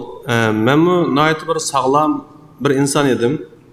Ya'ni 125 kilogram keladigan salmoqli bir kishi edim. U yerga kirgandan keyin bizni shu sizlar ko'rgandek zanjirlarda bog'lanib, eng ezib qilgan holatdami ba'zi insonlarniki immunity, sog'lom turish nimasi yaxshilar. Shunday insonlarimiz, ya'ni 16 yoshga 40 insonlar har vaqt g'oyib bo'lishi bu normal ahvolda uning ichida. I was a healthy man, very strong, 115 kilo when I was arrested. And the male who detained in those facilities, especially those between age 16 to 40, they were very healthy. Ularni aytib, yo'qolib ketishi normal dedingizmi? Ularniki sog'lomligi va nimasi, odatdagi nimasi bizga qaraganda normal. Ham yaxshida turish nimasi, taqob turish nimasi, ashta insonlarimiz yo'qolib ketadi o'rmonchida. So those who were especially healthy and strong, those were the ones disappeared. Did any of those who disappeared, were they returned to their cells, or was that the last the witness had heard of them? Endi mushu yo'qolib ketdi deganlar keyin qaytib kelganlari bo'ldimi yoki shu eng oxirgi ko'rganingiz shu bo'ldimi? Yo'q, birisini qaytib kelganini men bilmayman. No, I don't remember seeing anyone returned. You've referred to detainees being placed in a water prison. Can you describe what that was? Siz bayonotіңізді su түрмісini so'zlabsiz. Shuni bir tushuntirib beramiz. Su turmisi degan nima u? Qanday? O yerda biz o yerda ularga bo'lgan qarishliklarimiz, bo'ysunmashliklarimiz 5 xil jazoga uchraymiz. Bu su turmisi degan narsam men shaxsan o'zim uni o'chirmadim, ammo o'chirgan bolalar bizga so'zlab berdi. İnsanlarni o yerda su turmisiga bo'ynin kekcha suvga chilab bir sotka isib qo'yiladi. So we endure 5 different types of torture. The water prison, though I have not experienced personally, but according to the people who experienced the prison, the person will be sunk inside water up to the neck and hang from the ceiling. Mm-hmm. And can you tell us who was sent there and how many of the detainees were sent there? Sizning bilishingizcha kimlarni shu yerga yo'lladi? Qancha tutqunlar shu yerga yo'llandi? O'zingiz bilishingizcha. Su turmisigimi? Su turmisi yo'llangan boladan men ikkisini bilaman. Birisi Jur'atchan degan bir enimiz, 26 yosh atrofida. Birisi Amatchan degan bir enimiz. 23 yosh. O aniq esimda Amatchan degan enimiz. I remember 2 names. They were both young. Named Jurat, who was 26, and Ahmed, who was 23. You've stated you gave blood once a month and note that it lasted 15 to 20 minutes. Can you confirm whether the procedure lasted 15 to 20 minutes or blood was drawn for that period? Siz her ayda bizden kan aldı. Bu jaryan 15 minutdan 20 minutgacha bo'ldi debsiz. Bu jaryan demekçi bo'g'ingiz shu qon ilish boshdan oxirgi jaryanimi? Qaysi jaryan bu? Shuni biraz tushuntirib. Bu bizda har ayda boshqalarning hammasini o'sha mushtaq tizdirib deb bizniki eshikda kichkinba, ashada xona chiqaramiz. Taxminan bizning farzimiz bu. Soat qarab bizning soatmi yo'q yani. Mo'lcharda shuni 10 minut atrofida elib beradi. Balkim bizning qarshi har bir insonlar shunday. Okay. Well, the time that I mentioned is a kind of approximate time. I didn't have a watch to check the time. But when they came to draw blood, we just have to stretch our arm through the small hole on the door. Perhaps we mentioned the foot slot. And that's where they take blood. Sometimes it could be 10 or 15 minutes. Your statement refers to doctors, teachers and lawyers as being starting to be detained. In terms of profession, do you know what proportion of detainees were professionals? Bir yerde siz bayanatınızda siz bir yerde doktorlar, o'qituvchilar, ziyolilar tutulishga boshlandi debsiz. Sizning bilishingizcha qaysi kasbchilarga eng ko'p tutildingiz? Shaxsan men atrofimda yotgan insonlarni bilishimda aniq esimda bor, Qarmay shahri bir neft shahri, u yerda qonun organ ishlagan Atavullah degan advokat apandim bor. Ikkinchi maktabida o'qituvchilar Tahir muallim degan kishilar bor. Uning ichida hatto savdogarlar bor, cho'ng shirkat ochgan tijoratchilar, restoran ochgan tijoratchilar, har soha insonlarini o'z ko'zim bilan ko'rdim, ham ularni birga yaptim. Atavullah yana birisini ismini bilamiz. Tahir muallim. Tahir. Well, the cell where I shared with other people, mostly quite well educated. For example, Atavullah, who was a lawyer, and Tahir, who was a teacher, and many very successful businessmen who had a very successful business. They were also detained there. I'd like to ask you about the medication you referred to in your statement. Did you have any side effects or reactions from being given unidentified medication? Sizce naməlum doğru okullarını, sağlıqını, doğru bəgəllikini sözləbsiz. Sizge bir qarşı bir təsir oldu mu bu doğrularının ki, sizge işlətgəndən ki? Şunu bir təsvirlə verin. Болады. Bu yerdə bizga har vaqt dori beradi, bundan boshqa tamoqlardan zaharlanishlar bo'lib turadi.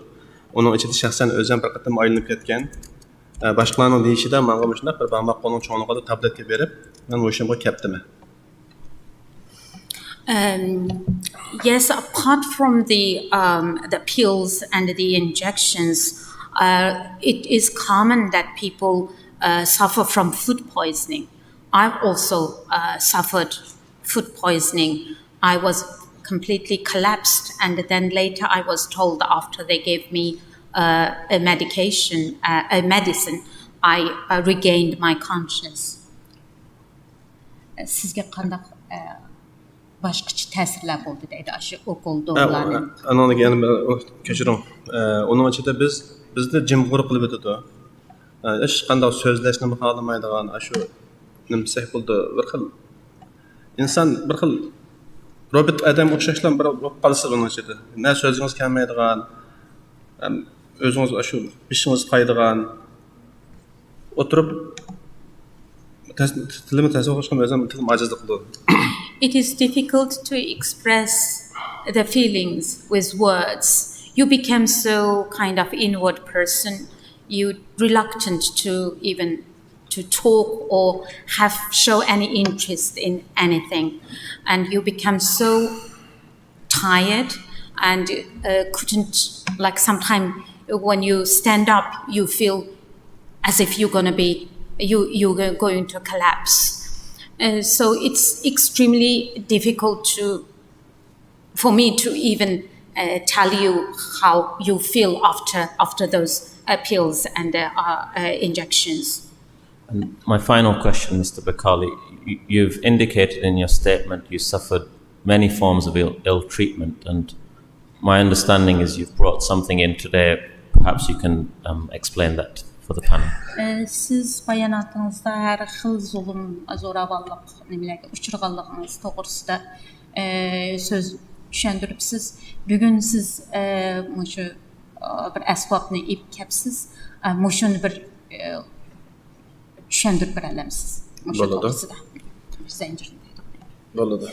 Hamda sizlar ko'rayotgan bu zanjir amaliyotda men shuning ichida 7 oy 10 kun taqab yashagan narsa. Agar Saudiya efendimlar buni ruxsat qilsa, mana taqab amaliyotni ko'rsatib qo'ygan bor sizlarga. The chain that I brought here is a chain that I was chained for 7 months, 10 days. And if you allow me, I would like to show you how I was chained. And I would like to demonstrate. If it can be done quickly and without too much difficulty, that will probably be helpful, but not otherwise. Pek çok vaqt almasa? No, it won't take long.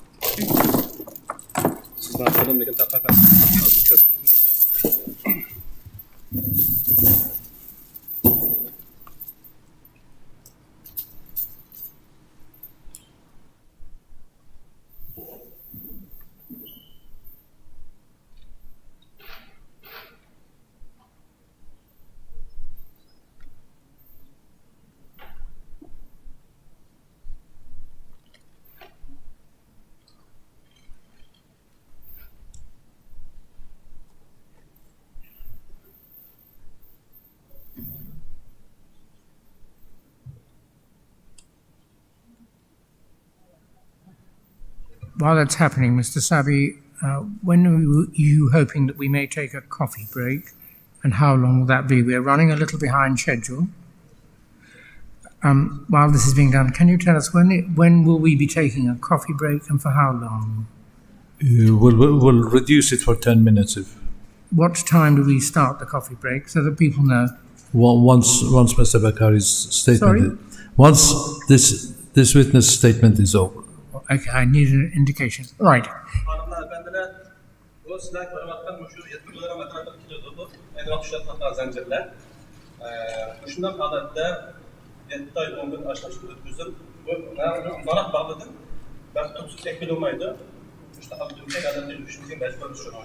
I was chained like that. Actually, this is much stretchable, but it is even tighter. I couldn't stand up. And I was in that position for 7 months and 10 days. Can the witness, there we are, and I was going and to ask. And it's about 7 kilogram. Yes. Yeah, the weight is about 7 kilogram. And can the witness tell us how he was able to get these particular chains himself? Bu zincirni qandaq tapa aldınız, qayerdan tapdınız? Ben onun için ertəyə gün bu taxılan нәрsə, mən bunu Qazaxstanda taxab çıxırışqa hayatımı tətbiqi çox baxıb, Türkiyədə vaxtda Türkiyədə satıb aldım. Bütün zəncirlərin dünyanın Amerikada oxşar. In order to demonstrate about what happened to me and others, I bought the chain in Turkey because you can buy this kind of chain everywhere, anywhere. Thank you. Please go back to your seat. Those are our questions. I can't hear you, Mr. So Jeffrey, those are our questions. Before Mr. Clark starts, there's one thing. Has this witness been the subject of criticisms by, and if so, can you ask those questions now? Yes, Sir Jeffrey. Essentially, media sources associated with the PRC have claimed that the witness has lied about being tortured in the re-education camp, that he has been involved in terrorist activities, and that his mother and his siblings are living normal lives in Xinjiang. Those are the three claims. Thank you, Mr. Zamibor. Mr. Clark. Good morning. Can I start by going back to the beginning of your statement? And you say that in 2006 you decided to leave Xinjiang and move to Kazakhstan, the nationality of your father. What were the circumstances? You talked about, I think, injustice and discrimination then. What were the circumstances in 2006 that caused you to leave? Siz bayanatınızdan beşidi dəbsiz 2006 yılı Qazaxstanğa çıxıb getib əşəninki vətəndaşlığını alışqa qarar veribsiz və bunun da vətəndəki ağır kəmsitişlər doğrusunda sözləbsiz. Muşunu qısqaça bir düşündürüb bəgən bolsunuz. Burada. Mən 97 yılı İg'ilik Başqaruması Kəsbi Universitetini bitirib Beyjingda qaramağa xizmətə orunlaşdım. Lekin mening o'qigan kasbimga oid xizmat bo'lmasdan bir shopurlik xizmatiga erishdim. Having graduated from a university in Beijing in 1997, I returned to Karmai, but was unable to obtain a job in the profession that I received. I became a driver. Keyin bizniki bu yerda xizmatlardagi maosh taqsimoti, yaxshi xizmat o'rinlarida yüzünüzge Uygur ve Kazaklarını kamsitib turib, yaxshi xizmat va yaxshi maosh taqsimotlar hech qachon berilmaydi. Even including the salaries that we received, especially for Uyghurs and the Kazakh people, due to the discrimination, systematic discrimination, we received very unfair treatments. So you moved to Kazakhstan and then travelled extensively between PRC and Kazakhstan. Did you ever have any reason to believe that you were at risk of being detained when you made these travels, as you were in 2017? Endi siz Qozog'istonda yerleşkenden keyin daim berip kelip жүрüpsiz. Endi 2017-yili Xitoyga qaytgan vaqtingizda bir taraz qilib baqqandingizmi? Meni tutib ketami degan mundaq bir ko'nglingizdan bir o'tganmi shundaq bir gumon? Yo'q. No. There isn't. No. When you were first detained, you were taken from a police station to a hospital and had a medical examination. You say in your statement that you were worried that was going to lead to organ extraction. Why was it that you thought that was a possibility? Endi sizni tunji qitim uydan tutib, doktorxonaga olib boribdi. U yerda sizningki ichki a'zolaringizni tekshiribdi. Shu jarayonda o'zingizninki ichki a'zolaringizni evolami degan ashundaq bir qo'rqinchlikda bo'libsiz. Nima uchun bundaq bir qo'rqinchlikda bo'ldingizmi? Shuni biroz tushuntirib berasiz. Nima sababdan bundaq o'yladingiz? Chunki men o'zim Qozog'istonda tijorat qilayotgan vaqtlarimdami, men o'zim qo'lqon kasbim o'sha sayohat egilib boshlash kasbi bo'lganligi uchun bu qiziqaman axborotni masterdagi yangiliklarga nimalarni qiziqib turaman. Shu sababdan men faollanuvchilarniki organlarning ilinayotganligi, hatto bizniki shu burun endi og'ir jinoyatlar kesilgan Uyg'ur qarindoshlarimizniki ashuna o'ltirilib tashlanib turmalarda jastin vermaydigan ahvollardan xabarim bordi. During my time in Kazakhstan, while I was doing business, and because of my what I studied was business and tourism, I always interested in more information, and I learned that the Falun Gong practitioners' organs were harvested, as well as the prisoners, the Uyghur prisoners. Also, their organs were targeted. Men aş təşəyə vaxtda üntünüzsüz avaz çıxamasdan hər vaxt ətrafımda 2-3 kiçik insanlar aş billə apırıb men başım qarqaltıb işini bilməyəm. Aş özləri kimlərini saldırıb məcburi aşında təşvişini ötküzüşdə ən axırda şu kimini yalang'achlab bir narsalarni surib təşəyə vaxtda men yürəklərim löpüldəb işdən siyrakil tas qalğandı qo'rqinishdim. It was extremely terrifying experience for me because the people who were examining me, I could feel, although I had a black hood over my head, I couldn't see, but I could feel there were about 3 people not saying anything. And when they placed that cold gel on my body and when they started examining, that time I almost like passed water. That's how nervous I became. But do you know what the basis then for that very thorough medical examination was, why it was done? Endi sizce bularninki bu kadar inçiklep tekshirishdagi sababi nima? Biz xuddi qotandagi qo'yga o'xshab qolgan bir millat bo'lganligimiz uchun ular mana hozir sizlar ko'rayotgandek xalqarada qo'rqmasdan halol organ tashrifatini qilyotdi. Bizning anadigan yana bir ish qiyin-qistoq olgan vaqtidami bizniki mana shu ichki organlarimiz qattiq ziyon zahmat o'chirmagan holatda qiynaydi. Well, our people, we become like a cattle. You could hear now, even on the international stage, they are loudly accusing us that we are lying.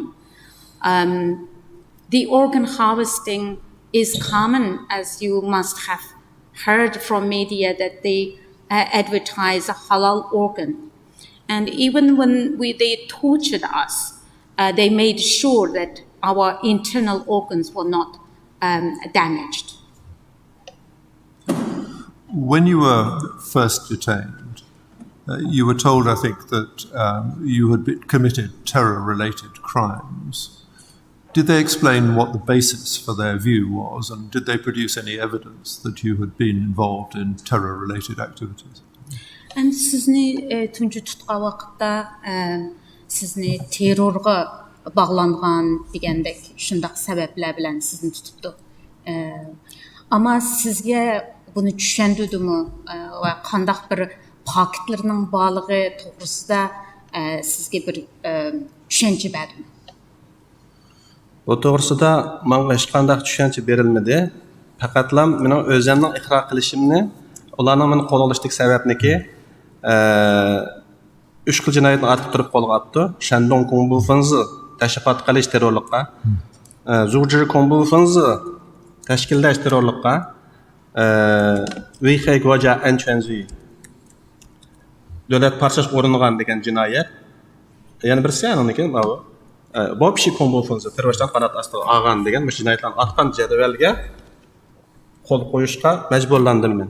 O'zim iqror qilishni talab qildi, qiyinchilikqa qilib, anharda shu jinoyatlarga qo'l qo'yishga qiyinchilikqa uchradim. No, not at all. They have not presented any evidence whatsoever. On the paper, they showed me what I was accused of, organizing terrorism, instigating terrorism, and intention to split the country, separatism. And they forced me to sign that paper to admit those so-called crimes. Mellam emas kirganlarning hammasining qo'liga ashna narsada majburlangan ekan. Kirganlar har qanday. I wasn't the only one. Everyone who was detained there, they all have experienced exactly the same pressure that they must sign that document. And in order to make them sign document, and they tortured. Now, in the camp, you explained that as an education camp, there was education for detainees. Could you just say something briefly about the nature of that education? Bu lagerni bula tarbiyalash lageri deydi. Sizce bu tarbiyalash bilan aloqasi bormi? Bu lagerni en qisqa so'zda bir tasvirlab bergan bo'lsangiz. Bu lagerlash ajiba mendek bir şirketniki muavin direktori bo'lgan insonga o lagerlarda ders o'rganishim va yoki kasb egilishim ehtiyojim yo'qdi. Hatta meniki agar aslin kampida o'ltirilgan dadammi hukumat ishlab pensiyaga chiqqan bir insonni o'ltirildi. Ularning atalmış narsalar hamsi saxta, yolg'on. Well, there is no such education. I didn't need to be re-educated because I was a vice director of a company. And my father, who worked all his life for the government and who was detained and died in camp, he didn't need to be educated. You say that when you were in the camp, you were visited by Kazakh diplomats as a Kazakh citizen, and they explained to you your rights. What rights did they say that you had? Siz mushu lager jarayonida Qozaq diplomatlarninki kelganligi va siz bilan suhbat o'tkazgan, sizga o'zingizning huquqlaringiz to'g'risida tushuntirgan. Mushu huquqlarni qanday tushuntirgan shularni deb berasiz. Ma'qul. Menga ularning tushuntirishida birinchi huquqim ular meni jismoniy amgakka sololmaydi ekan. Ikkinchisi og'rib qolsam davolaydi ekan. Shu vaqt tanqimni vaqtida beradi ekan. Bu mening huquqim ekan. I was told that first of all, they cannot force me to work, put me into forced labor. The second right I had is right to have medication. If I were ill, then I must receive medication. And the third right that I had, so I received 3 meals per day. Okay. And did you explain to the diplomats the nature of the treatment that you'd had inside the camp? Bu diplomatlarga sizningki mushu lager jarayonidagi o'zingizning tatgan zulmlaringizni tushuntirib beraldingizmi? Mumkin emas. Uning aldiga chiqishda ular qattiq tahdid qilib turib, agar yashag'ing bo'lsa, sen bu yerda yotgan bo'lgan ishlanish qanday demaysan deb, men hatto zanjirlarni et tashlab, qo'limga ko'zini solgan holatda chiqqan. It wasn't possible. Before I was taken to meet them, and I was threatened that if I were tell anything that had happened to me to those diplomats, and I might have death threat. I mean, I might die.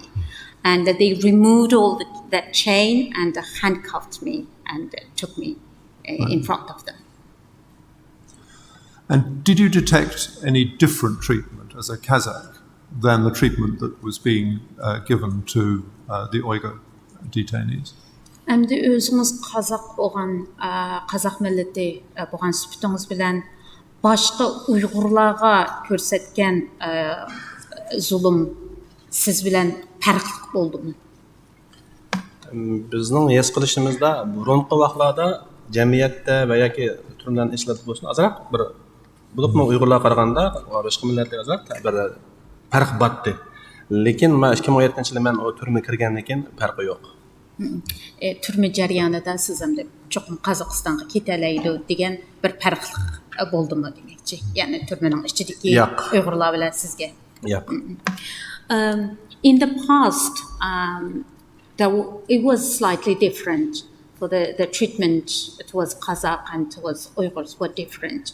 But after 2017, hardly any difference. Men chetellik deganligim uchun, men chetellik meni manda muomala qilishga haqqim yo'q deganim uchun bir oy shu men 6 kvadrat debdim, men 3 kvadratlik zindonda yetishga majbur bo'lganman, yolg'iz kishilik zindonda. For once I questioned them that I am Kazakh citizen and you have no right to treat me in such a way. For that I was punished in a dark cell. Actually, I said 6 square meter. Actually, it was 3 square meter cell. I was locked up there for 1 month. In a dark solitary confinement. Solitary confinement, solitary. When it came to the approach of your release, you were asked to sign or required to sign conditions for release. What were those conditions? Sizning qo'yiladigan vaqtda sizga shart bir qancha shartlarni qo'yib, uningga qo'l qo'y debdi. Ya'ni qo'yib berish shartlari. Bu qo'yib berish shartlarini tushuntirib beramiz. Ularning shartlari, men uning ichida ko'rgan tatqan bu zulmlarni, bu ichidagi ichinishlik ahvollarni hech qanday hech kimga hatto o'zimning uydagilarga tinmaslik. Agar normal hayot yashash imkoniyatini erish uchun bo'ladigan bo'lsa, yoki ota-onamni ko'rib kelish imkoniyatiga erishmoqchi bo'lgan bo'lsam, cho'qim ovozimni qat'iy chiqarmaslikning ustida shartni qo'yib turib, imzo attirdi bular. So the terms and condition was that if I ever want to return to the country and visit my parents again, then I must not say anything about what I have experienced and what I have witnessed during my detention. Right. And my last question is about your family. Your family stayed behind, didn't leave the country like you. There's a dispute, as the council team said, over the conditions in which your remaining family are living at the moment. And I just wonder if you could explain the basis for your belief, the statement about their treatment here, as opposed to the Chinese government's treatment, which is that they are living normal lives in China. Sizningki ailengiz to'g'risida bergan bayonotingizni degan ahvol bilan Xitoyningki hozir o'zlari davatgan sizning shu yerda qolib qolgan tuqqanlaringizningki ahvoli ikkisi cho'ng farq bor ekan. Ya'ni ular boshqacha davatibdi. Shuning uchun faqat o'zingizningki bilishcha sizning urug' tuqqanlaringizningki ahvolini bizga deb bera olamsiz. Bizniki oilamiz sizlarnikiga o'xshash nihoyat baxtli bir oila edi. Lekin shu lagerga men solinib buni dunyo anlatgandan beri bizning oilalarniki men, otam, rahmatlik onam, singlimning hammasi ularga nisbatan bir terrorchi oilasi aylanib bo'ldi. Amaliyotda biz normal bir insonlar edik. My family was a very normal, happy family. And since after I was detained, then after I was released, I started telling the truth to the world. my family suffered the consequences. My father died, and my sister, my brother, singlim inim dedingiz mi? Yeah. My sister and my brother, my mother, they were all branded a terrorist family, and they're suffering the consequences. And how is he able to find out about their current Hazırkı condition? ulanın ahvalını qandaq biləlaysiz?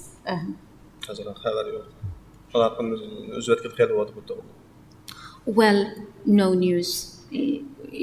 Couldn't communicate with anyone, so cut off for some time now. Okay. Thank you very much. Mr. Vetch. During the period of your detention incarceration, please could you describe some of the ill treatment, torture as you've alleged in your statement, that you suffered and or witnessed others suffering? Endi mushu lagerdagi jarayonda siz bayonotingizda ba'zi inchki shu qiynash jarayonlarini bayonot qilgandingiz. Mushu jarayonlarni o'z eg'izingiz bilan so'zlab bersangiz qisqacha. Ma'qul. Faqat ismiga olib yo'q ammo o'zlab beray. 4-ayning 3 kundan 7 kunigacha eg'ir qiyin qisqatlab o'jurdim 4 kunduz. 4-ayning 3-dan 7 kunigacha 2017. Yes, Your Honor, it is extremely hard for me to talk about it. I don't even want to remind myself about all those ordeals. But of course, for the first four days and nights, I was tortured intensely. Ang dastlabda yo'lbos o'rindiqqa o'ltirg'izilib, rizqi kaltak, tok kaltaklar bilan qattiq urildim. In the beginning, I was secured under this tiger chair and beaten up. Police buttons and an electric pot. Keyin mana shunda Qarmay shaharlik Jaranbuloq saqchilarning yarasida uyida mana shunda holatda bu Google'dan ilingan suratlar akandilar to'g'ri tushishdan umid qilaman. These pictures, I got it from Google. I just clarified that. It was a similar cell in Qarmay Jaranbuloq region. Yeah. That was the basement of the police station, the detention. Keyin manda isib qo'yib, shu meniki butunlay kassam, dumbam, shu bo'ljong go'shtlarim putniki, hatto beton o'tirg'izib turib tapanimga shu yog'och qaltaklar bilan, sim qamchilar bilan eng vahshiy usulda qiynadi meni. I was hung from the ceiling, and then all similar to this kind of position, and then they used thin wire and other tools, and hit my body all over my body, including my soul, the sole of my feet. Ularning vahshiy qiynashlarga qarab to'xtamasdan, yarim soat, hatto 1 soat urib qiynashlardan, mala insonmi, emasmi deb o'ylanib qolasiz. While experiencing such horror non-stop, then it makes you to wonder whether those people are human. Professor Kaur, do you have questions? If so, make them short, please.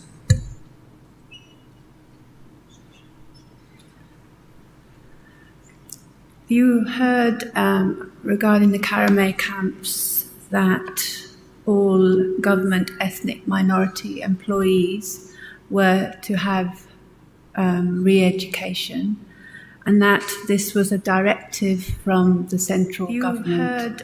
What do you mean by the central government? Who are you thinking of, or what are you thinking of? Employees. Siz bu qayta terbiyeleş, yani atalmış qayta terbiyeleş bu merkez hükümetinden düşürülgen buyruk depsiz. Bu merkez hükümeti dediğiniz Ben bunu yerden düştüm mü düşmedim mi ben benim haberim yok. Ben bunu ondan tercümde hatalık okşaydı.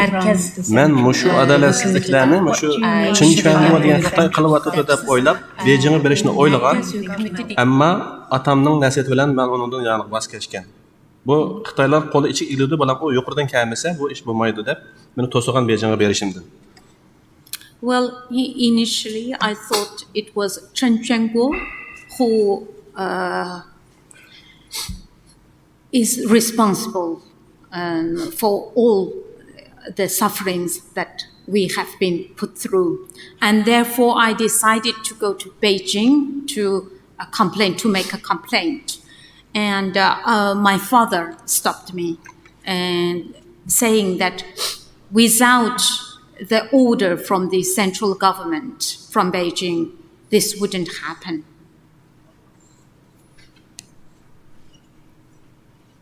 Can you elaborate on that connection between Beijing and the region in northwest China? Can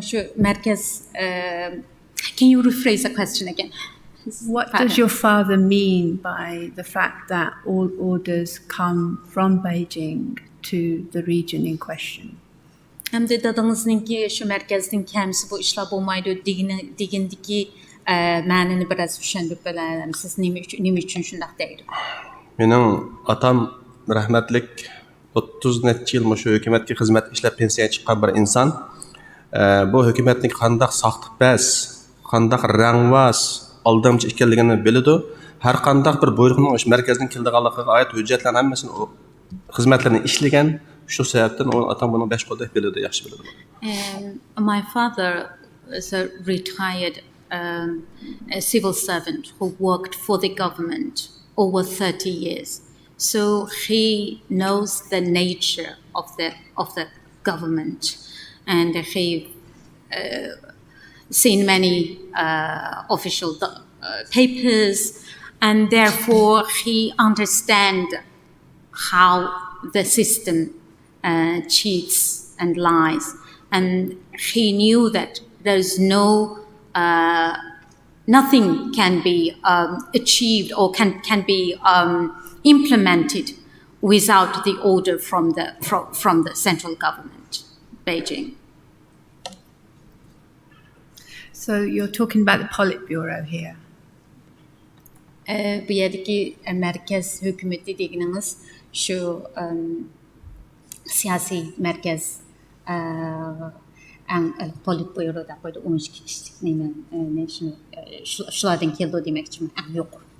Bizning nazarimizda biz uni ichki nimsida ishlamagan ekan, Jongyangdan keladi deymiz. Markaziy hukumatdan keladi bu buyruqlar deb bilamiz. Uni biz inchiklab ishtirabdan kimdan keladi, qanday uni qonun organlari baholamasa biz uni bilmaymiz.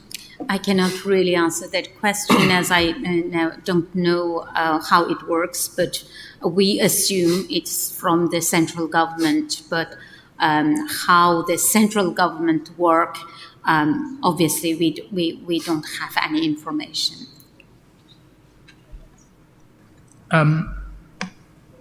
Thank you. Mr. Abraham, can you ensure that the photographs, if the witness is willing, are made available? Anybody else? We have no further questions. Mr. Abraham.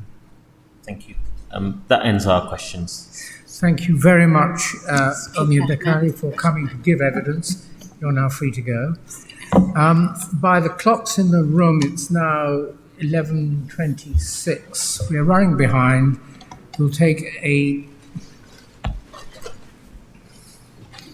10-minute coffee break, which means that we will start again at 11:36.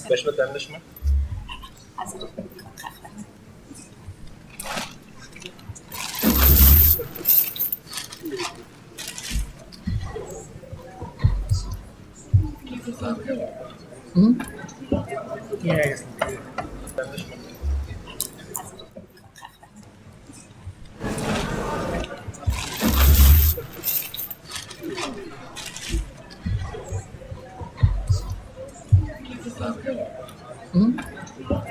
Yes.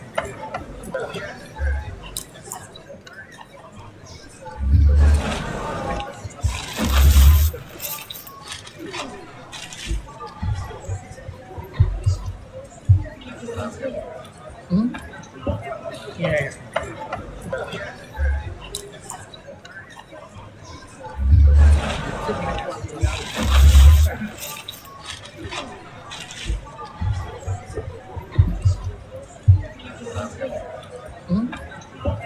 Yes.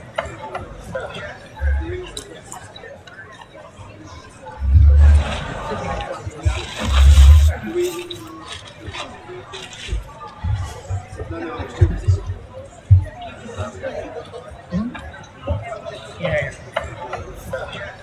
I can tell them.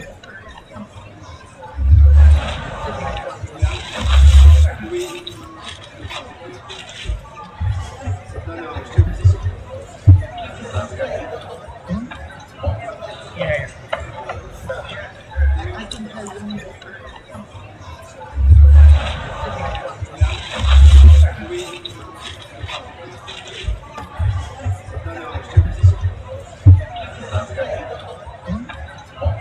Yes.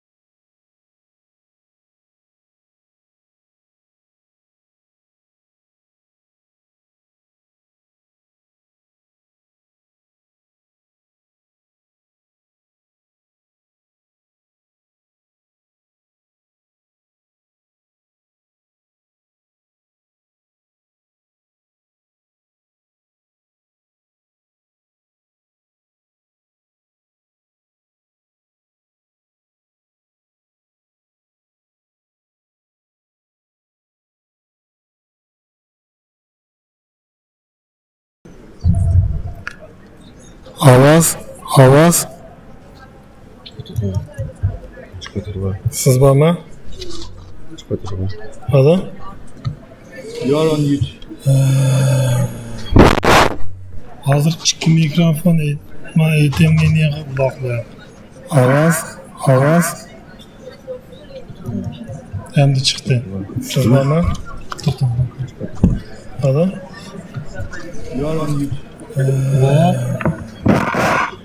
Hozir ikki mikrofon Mr. Sabi, I think, Mr. Sabi, we might as well just get started. If we wait for people to get together, they won't come. We just start now.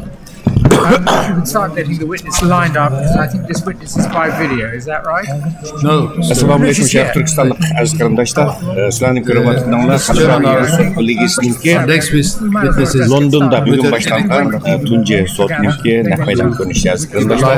Men Farad yanımda o'tirgan bu efendim Uygur Adliya Arxiv Ambirininki direktori va Nurga Uygur komisiyaning raisi Baxtiyor Umar efendim. Hammalarga salom. İkimiz bu naqmadan programımızda alışık mesuliyet olduk. Olduğundan sizlerden uzun soraş bilan başlamak istediğimizde asli bugünkü naqmadan programımızda ettigen London vakti saat 8:20'de başlamak istiyorum. Sotni yarım saat durdu. Ama tuyuksuzlar bu bexatarlik yüzünden sot zalınınki bu tor, Wi-Fi tor bir ile takip edildi. Çünkü Xitay hükümetinin bir qancha kundan buyon bu Xalqaro Uygur Sot Kollégiyasining torga bo'lgan hujumdan favqulodda kuchaygan bu bexatarlikni ko'rib turib, shu zalninki Wi-Fi tor nemi butunlay taqaldi. Bu sababdan biz o'tkazishchan tor tartish sistemasini qo'llanishga majbur bo'ldik. Bu oraliqda biroz texnik jihatdan qiyinchilikqa duch keldik aziz qarindoshlar. Shuning uchun sizlarga aslida sot boshlashdan burun biroz sizlarga ma'lumot berish, tushuntirish berish, izoh berish o'ylashgan. Aziz qarindoshlar, shu damlash vaqtidan foydalanib turib sizlarga qisqacha bir izoh beraylik. Bugun sot haftada sotning kemasi bugun London vaqti soat 9'da başlandı. Sotning 5'ida bu Xalqaro Uygur Sot Kollégiyasininki baş sotçisi otaqliq advokat Jeffrey Nice efendim bu sotning qurilish masalasida bir izoh berdi va bu sotning dunyo hukukinin raisi to'g'ri efendim tashabbusidan qurultayning tashabbusidan bularning arz bilan qurilganligini bir alohida eskartib o'tdi va Xitoy hukumatining bu sot tarafdan tuhmatlarni bir hadiya bergan bo'ldi. Bundan boshqa yana bu Xalqaro Uygur Sot Kollégiyasininki Bala şehitinin raisi Hamid Salih efendi ve Xalqaro Uygur Sot Kollégiyasininki baş advokati bir yerde Ayır efendim bu kadar sotning tartibi haqida qisqacha ma'lumot berdi. Aziz qarindoshlar, bugun jami 9 guvochi shohid guvohlik berdi. Bugungi sotda buning 8 nafar Uygur, bir nafari chet ellik aziz qarindoshlar. Foy oldinglar. Bu yerda Gollandiyadan kelgan lager shohidimiz Qalbinur Sidiq bilan yana Gollandiyadan kelgan lager shohidimiz Ömer Bekali guvohlik berdi. Hamda bu ikkinchi bosqichda bu yerda bugungi sotda buning 8 nafar Uygur, bir nafar Uygur Adliya Arxiv Ambirininki tadqiqotchisi Muattar Il Qutxonov bu Uygur Adliya Arxiv Ambirininki 2020 ve 2021 mushu dalil isbatini to'plash xizmatlari haqida bu yerda bir doklad berib o'tdi. Bundan keyin Norvegiyadan kelgan bizningki Uygur shohidlarimizdan Fatihgul Talib guvohlik berdi. Undan keyin bir yerda Shvetsiyadan kelgan Sayragul Savotbay hammalar tunishlik u guvohlik berdi. Undan keyin Dunyo Uygur Qultininki raisi, yani bu qadimgi sotning bosh arzdori Dolqin Aysa efendi guvohlik berdi. Faqatla bu yerda nima bergan birla chet ellik bor. U bo'lsa-mu bu George Washington Universitetininki terrorizm qarshi mutaxassisi bu yerda Sian Roberts efendi. Yana boshlandi sot madamlash vaqtidan foydalanib sizlarga qisqacha bir izoh berishni muvaffaq. Rahmat. UTJD, could you please briefly let us know how you're going to give this expose and how long would it take to go through this PowerPoint? Yes, I hope it's going to take about 15 to 20 minutes. Okay. Thank you. Can I start? Would you like to start, please? Sure. Good morning. My name is Muattar.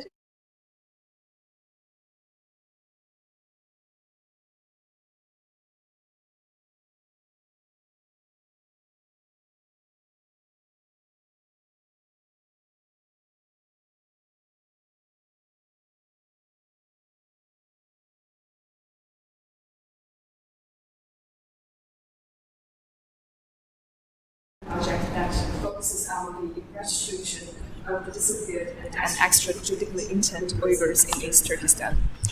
The project was first funded on a voluntary basis in 2018 and later received fundings from the National Endowment of Democracy starting from July 2019.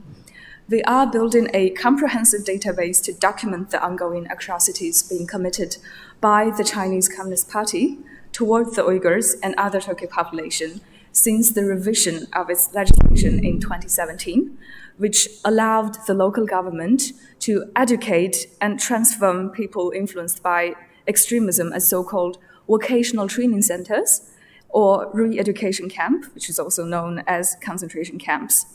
And our annual report, 2021, examines the urgent reality of East Turkestan by analyzing data based on the UTGD database. I am the first author of the UTGD's annual report, which is submitted to the Uyghur Tribunal. I have contributed to several chapters of this report, except from the camp system part, which is done by my colleague. I would also like to mention that the current report is made to meet the tribunal's June hearing deadline, so some minor changes may occur during the reviewing process, and we will keep the tribunal updated on that. So the idea for now is to present a statistical overview of our data, and I hereby declare that all information provided is true and correct. The present report is aimed to serve the information need of the growing community of organizations, United Nations. Excuse my interrupting you. Yes. It may be better, or it just may be my hearing, if you speak a little slower. Oh, that's good. Because reading is always difficult to get at the right speed for an audience that is listening. All right. Now, I'm not going to interrupt, I hope, anymore, because I'm not going to be the one mostly asking you questions. But I know that we will be interested in at least 2 or 3 things, and if you could bear those in mind as you go ahead. First is the particular expertise that you are giving us. We need to know when you're speaking as an expert. Second, there is a difference between primary sources and secondary sources, and it's going to be very helpful for us if you can identify when you're dealing with a primary source, a witness you spoke to yourself, something like that, as opposed to secondary sources, which we know are going to appear elsewhere. But if you could help us in that way. That's Thank good. you. Then we can go to the next slide, I think. Yes, this is a table of contents of our report. Well, we have tried to collect as much information as possible in this report, like historical background, post 9/11 repression, and marginalization of the Uyghur language, 5th of July uprising in the camp system, and also about the pathologization of the Uyghur religiosity, and also Uyghur forced labor and forced sterilization and abortion. And then in the end of the report, there's an analysis called No One is Safe. It's an analysis based on the Uyghur Transitional Justice Database. Next slide, please. This is a general overview of our data collected so far. We collect various types of data, and until today, our satellite experts has collected about 232 geolocations of suspected concentration camps and 257 prisons, and we have registered 5,567 missing people in our database. Some of them are just missing, some of them are detained in concentration camps, and some of them are sentenced into prison without any judicial reason. And 3,000 of the 5,500 people are saved on our offline database, and 2,567 people are connected to the online database. Next slide.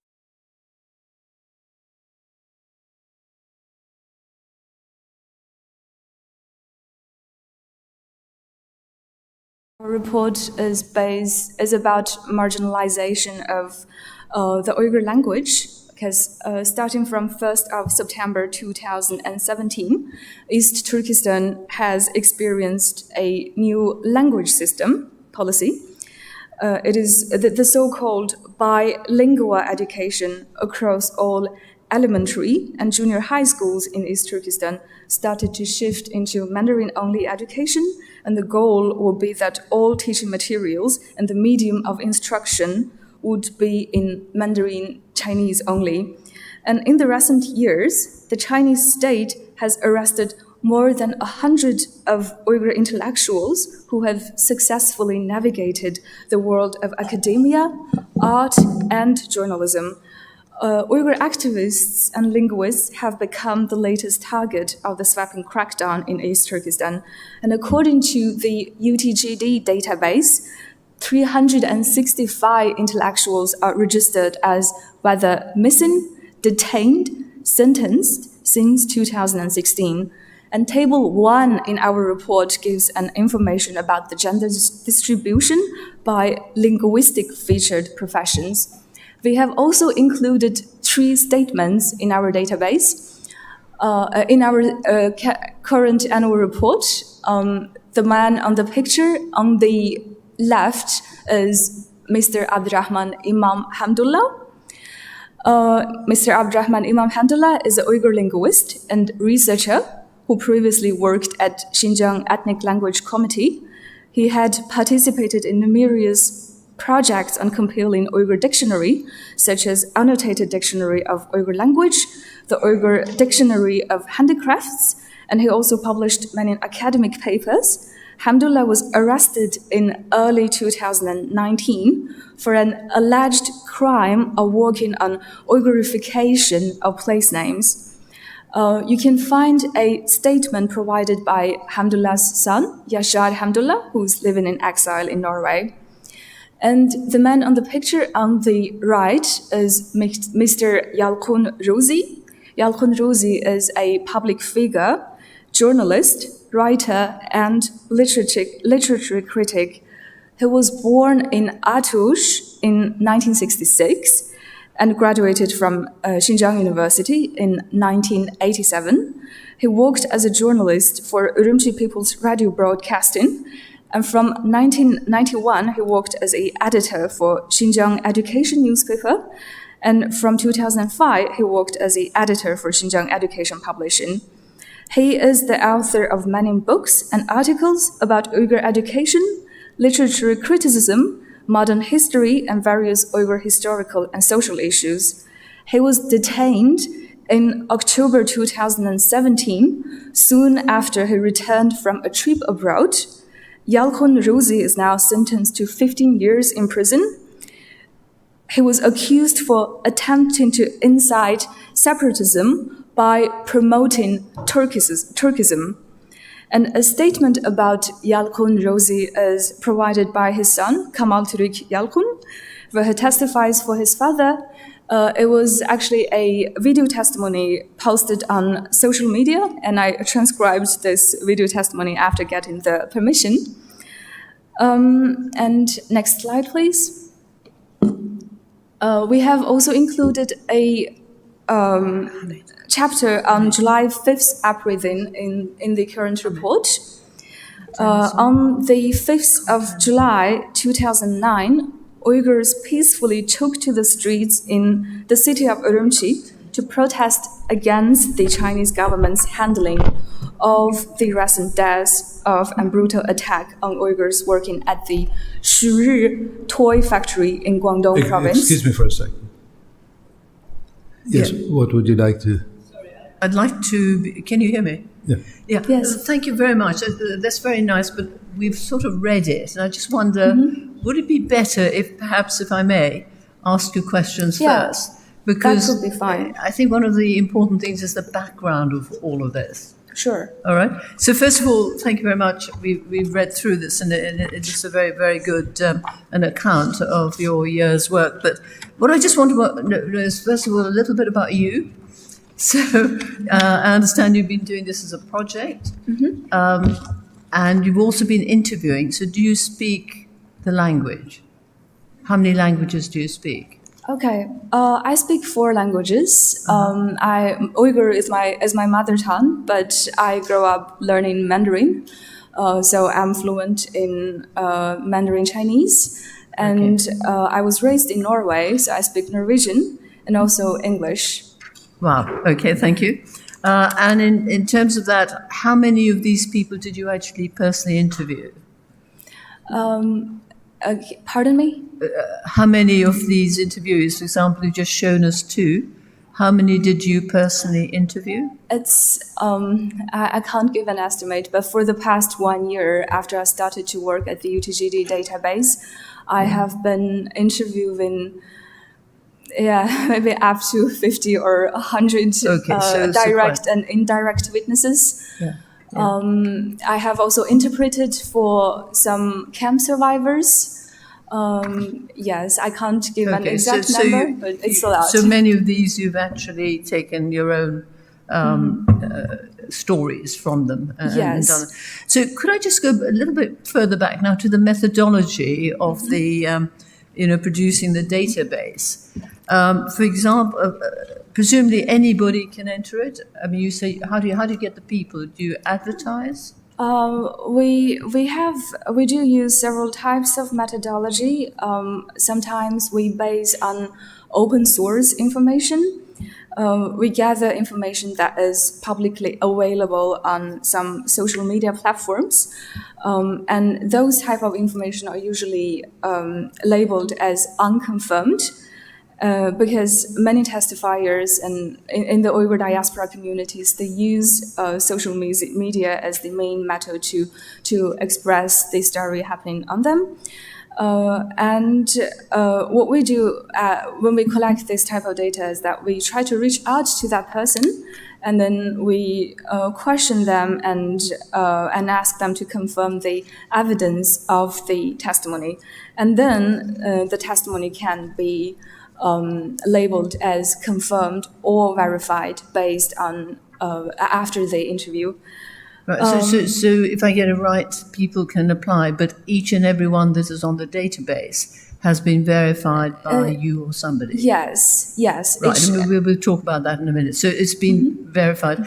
And the other thing is in terms of protecting their identities. Are they happy for the identity to be put on there? Yes, we have 2 type of databases. I mean, we have two type of platforms, offline and online.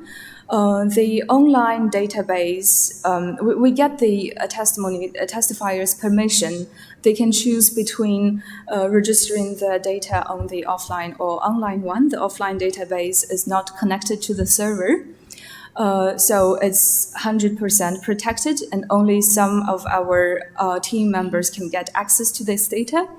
And the online ones are connected to the server, and it's also highly protected. But we can't guarantee that there are no cyber attacks that is happening. But the testifiers are aware of the situation, and they have chosen to provide their testimony on the online platforms. So it's fairly open. So are people frightened to come forward?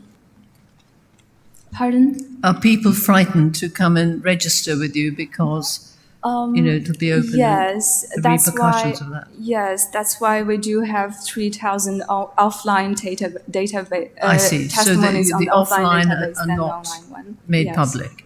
Okay. have- So these data, I just want to clear up a few things before you go on.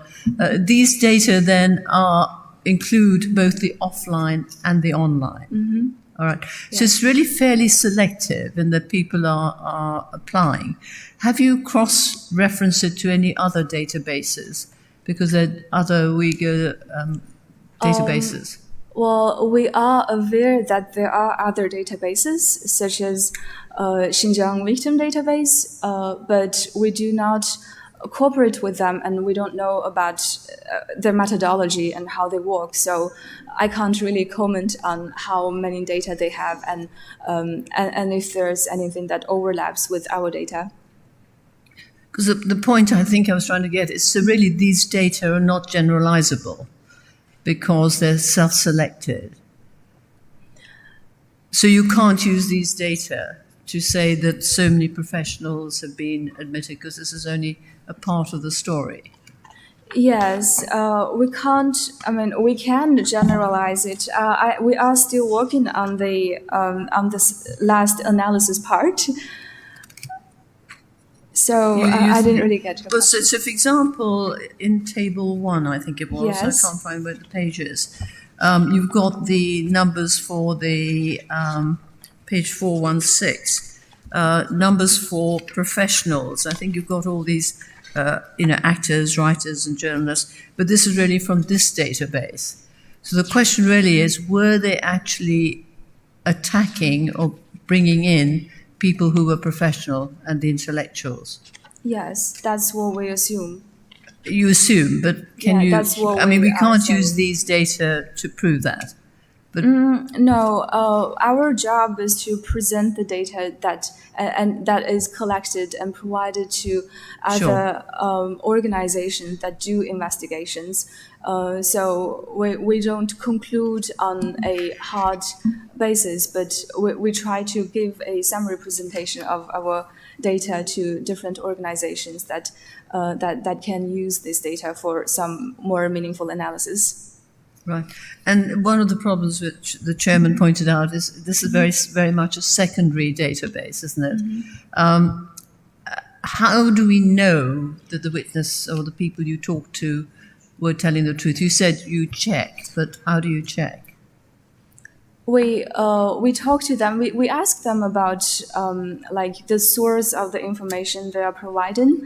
Say if they say that the families are detained in a concentration camp, we do ask where they got this information. Is it through phone calls, or is there a document that is proven it? So that's how it works. Yeah, and you've got some pictures also in there. Are these pictures, I think you do say they're from Google, Yes. but how do we know they're true? Yes, as I said, I wasn't too much involved in the satellite analysis part. We have a satellite expert who is doing this job, and he usually refers to Google Earth and applications such as Here We Go, and analyze those based on that. If the panel has any question related to this part, you are always welcome to reach us out. I have also told this to the Council of the Tribunal. I wasn't very much involved in the satellite analysis. No, I appreciate you can't do everything, can you? If I may just go through, and then perhaps we can come back to this. You were talking about the estimates of the number of people that have been interned, and they seem to be different estimates. They differ from 1 to 3, and then some others say it's 2 to 3 million. Is there any way you know of? I mean, how do we check which is correct? We refer to different references, and the data that we have, it's just based on what we have. Could you please repeat your question? Really, I was trying to get the veracity of what numbers of people have actually been interned or been to these camps. Okay. As you said, it's 5,567 in total. We don't have this entire millions of references. It's not that everyone can come to us and report the data. Right. No, I was just wondering, because you put it in there, so I just wondered where you got them from other people. So you were just about to tell us about... Sorry, the other thing is you've got several witnesses here, but have each and every one of them been asked questions by you or a team of you? I mean, who else asked the questions? Some of them are by me, and some of them by the other team members, and also in some cases, they have just given us their testimony directly and written that testimony on their own. Okay. There was one, sorry, I'm going to let you get back to your talk in a second. And one was really the question about villages and cities, because in page 448, you say that in villages, Uyghur women were almost always forced to have IUDs inserted after the first child, whilst in the cities they were not forced, but they were threatened that they might lose their jobs. But if you look at page 451, it doesn't quite fit in with that, because it says Chinese families allows two children to reside in cities, but the minorities in the countryside are 3 children allowed. It's sort of slightly contradictory. Which page? Sorry, page 448 and 451. So have you got the report on your... If you pick up the report... Oh, I beg your pardon. I could give you your number. Page 49 on yours and 52. Page If you got to see it. 49.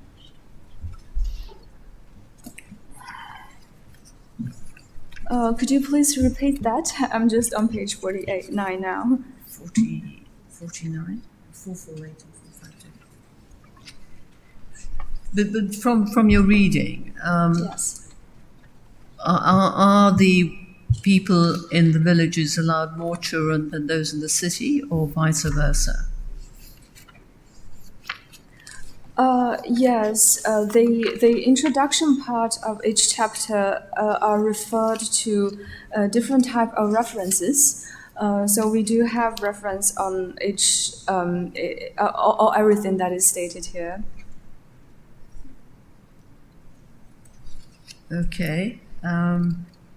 Sorry, I'm rather pushing you. Do you want to carry on, and I'll maybe interrupt as you go? Yeah. Do carry on. So you're on the July the 5th uprising? Yes. Just before you do, I think it's probably fair to say that the tribunal itself asked you to prepare such material as you could from the database that you had, although it was a partial database, and you will be able to respond to any detailed questions in September. I hope that helps. Mm-hmm. Thank you. Yes, please continue with your presentation. Okay. I'll continue with the July 5th. All right, let's see. Just to save time, Mr. Liquid, would you please skip the historical background, because the tribunal have read that. So if you actually deal with the other chapters. Yes. Well, I will just continue with July 1st then. On the 5th of July 2019, Uyghur students and Uyghurs lived in Urumqi city has peacefully took to the street in Urumqi to protest against the Chinese government's handling of the recent deaths and the brutal crackdown on Uyghurs working at the Shuri factory in Guangdong. And according to the official numbers, 2 Uyghurs were killed and 120 people were injured, most of whom were Uyghurs. And according to other eyewitnesses reported by the Guardian, the real death toll was more than 30, and as the witness himself helped to kill 8 or 7. And some video clips of this evidence were posted online. And as a response, Uyghurs in East Turkestan planned a peaceful demonstration organized by student groups in several universities in East Turkestan. And the collective demand was very simple: investigate the Shangguan killing and restore justice. And in this chapter, we have a witness statement provided by Adil Alim. He was a Uyghur student in the Faculty of Law at Xinjiang University. He was one of the core organizers of this demonstration, and he attended the demonstration. He got arrested, and in this statement, he talks about his horrible experience during his detention and how he got released, and what happened after he got released. And the picture on the right is a verdict of no guilty issued by Tianshan District Tianshan Detention Center in Urumqi city when Adil Alim was released. And next slide, please. So I understood that I were going to give a presentation of each some chapter of the report, so that was what I prepared for. I think there was some misunderstanding, but yes, we have a chapter in our report. It is about the camp system. Since 2017. Media have been covering China's unprecedented social re-engineering project, that is the mass indoctrination camps, and the UTGD is aimed to study China's systematic crackdown policy in East Turkestan. The team is conducting a comprehensive research on each individual detention facilities, compiled with detailed information. We're preparing a fundamental data set to study China's camp system. And over the past 3 years, our researchers have found more than 530 suspected detention facilities, where 232 re-education camps and 257 prisons, including detention centers, and 152 Bintuan, Laogai, and that means production and construction corps in Chinese. And those statistics are dated to 14th of May 2021. As we talked about it earlier, some satellite images are provided from our team, from our satellite expert. And again, I have to make it clear that I wasn't directly involved in the satellite analysis. But as I said, if the panel has any question to this type of data, you are always welcome to reach us out after the hearing. Can I interrupt? I Yes. think for those viewing, unlike those of us who've had the good fortune of reading the report in advance, it will, and also because the type's a bit small on the screen, it would help if you could tell us what the satellite imagery expert says can be seen. I'm not sure any of us could see it, but if necessary, we can ask her or him to provide a supplementary explanation. But I'm sorry to have interrupted Dame Parveen, but if you could just give us an account of what that little bit underneath the picture says is shown. Mr. Chairman, the pictures are on pages 436 and 437 Thank you. of your addendum. Yes, we have some very interesting findings from our satellite expert. It is in one of those, in this chapter, there are some satellite images of concentration camps, and especially in Aksu city. We found that a concentration camp was located 1 kilometer away from a crematorium. It was built by the roadside of the Wushi Road in Aksu city, and approximately 1,200. Next slide, please. Yes, a chapter in our report is also about pathologization of Uyghur religiosity.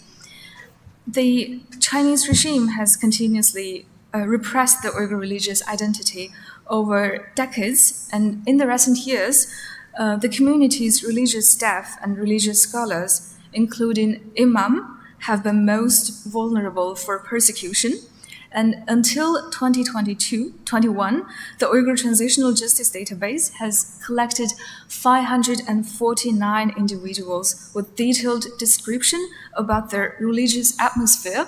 We have various variables, such as A, not religious, and B, not practicing, and C, practicing, and D, religious scholars. And from the table, we can see that the religious scholars and those who are practicing religion are most exposed for persecution, but this doesn't mean that the non-religious ones are safe.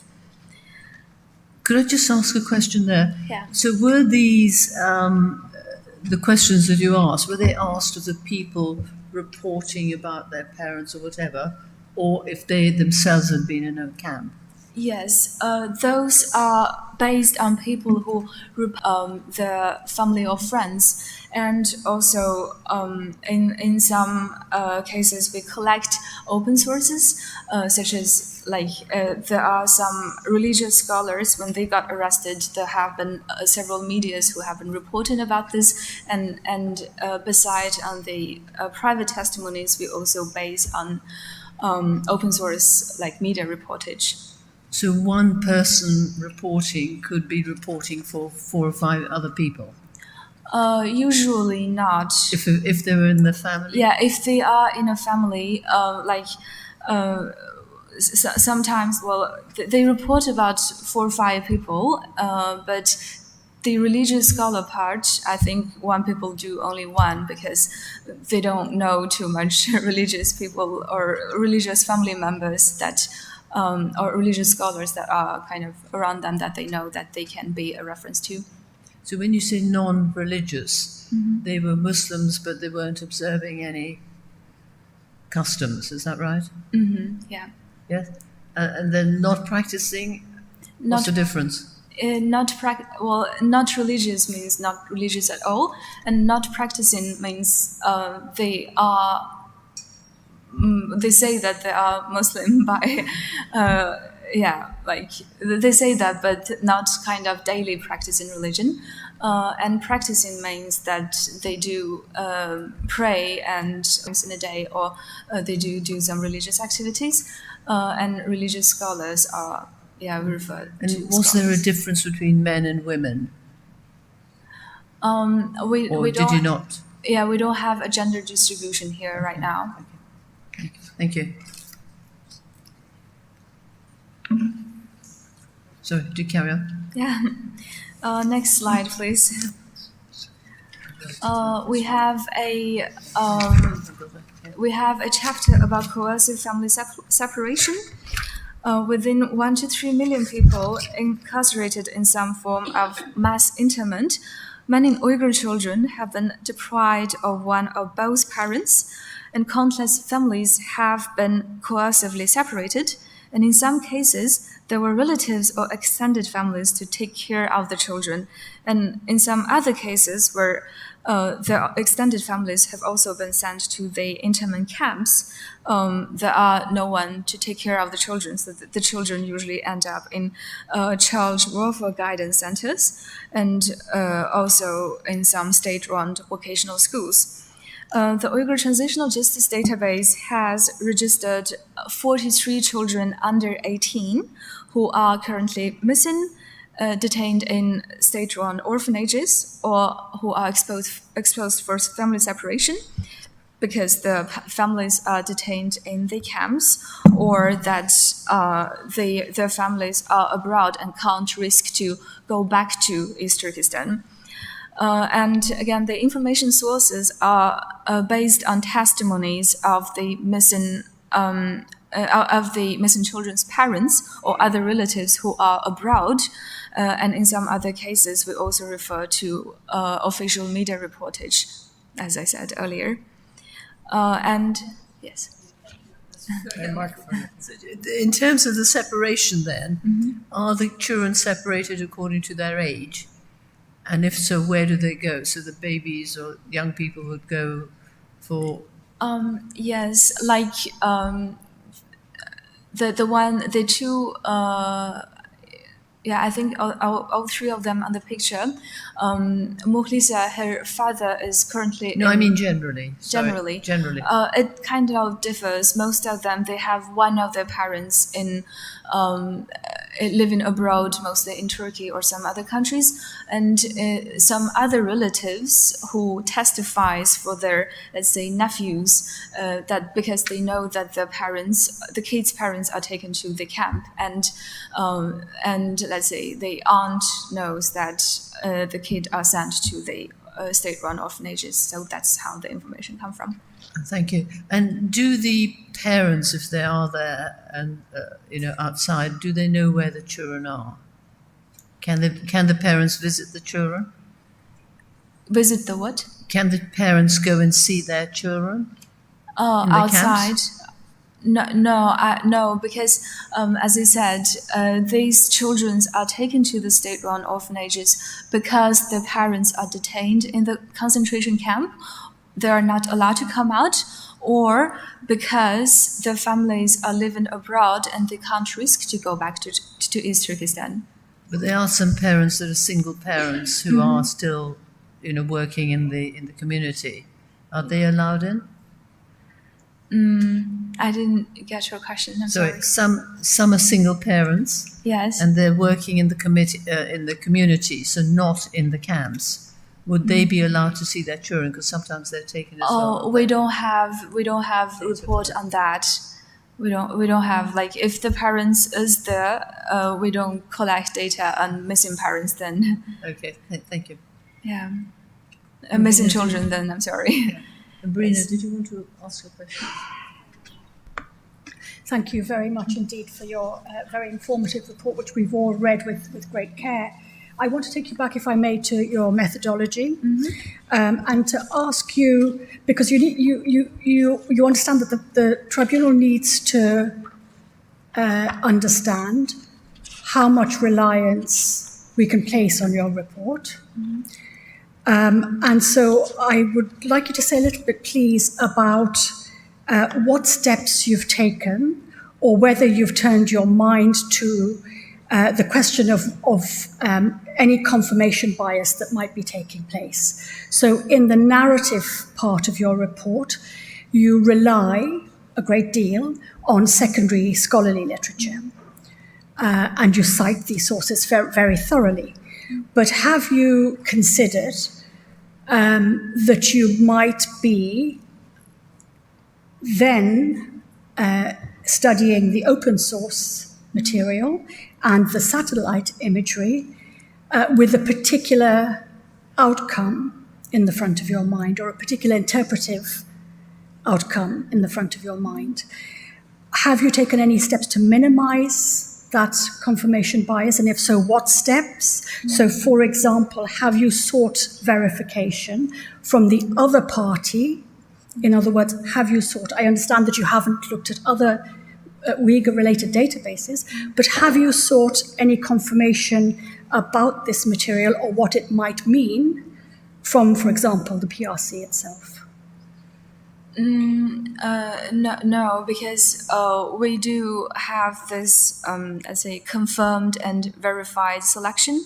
Like, as I said, the open source informations are usually unconfirmed unless we reach out to that witness and ask them to provide information, and an interview will be taken following our guidelines.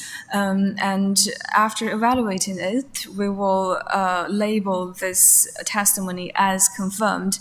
And we still can't label it as verified because it's a little bit challenging, as due to China's stranglehold on information flow in East Turkestan. So that's why we can't verify the data, but we can confirm the data based on the testimony given by people after conducting a comprehensive interview. We do also have other methodologies. It's not only open source information, and as I said, there are media reportage, and we have a UTGD online registration form. And in individuals who are affected by this massive network of internment camps in East Turkestan can give their testimony by visiting the UTGD website. They can fill out various online forms, and it's also available in different languages.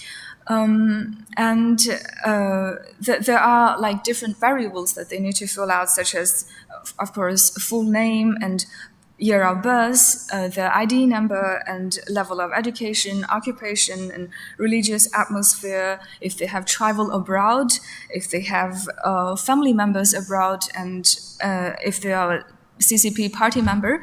But it's not that all of everyone has exact the same amount of information. Some testimonies and registration forms are more detailed, and some are less detailed.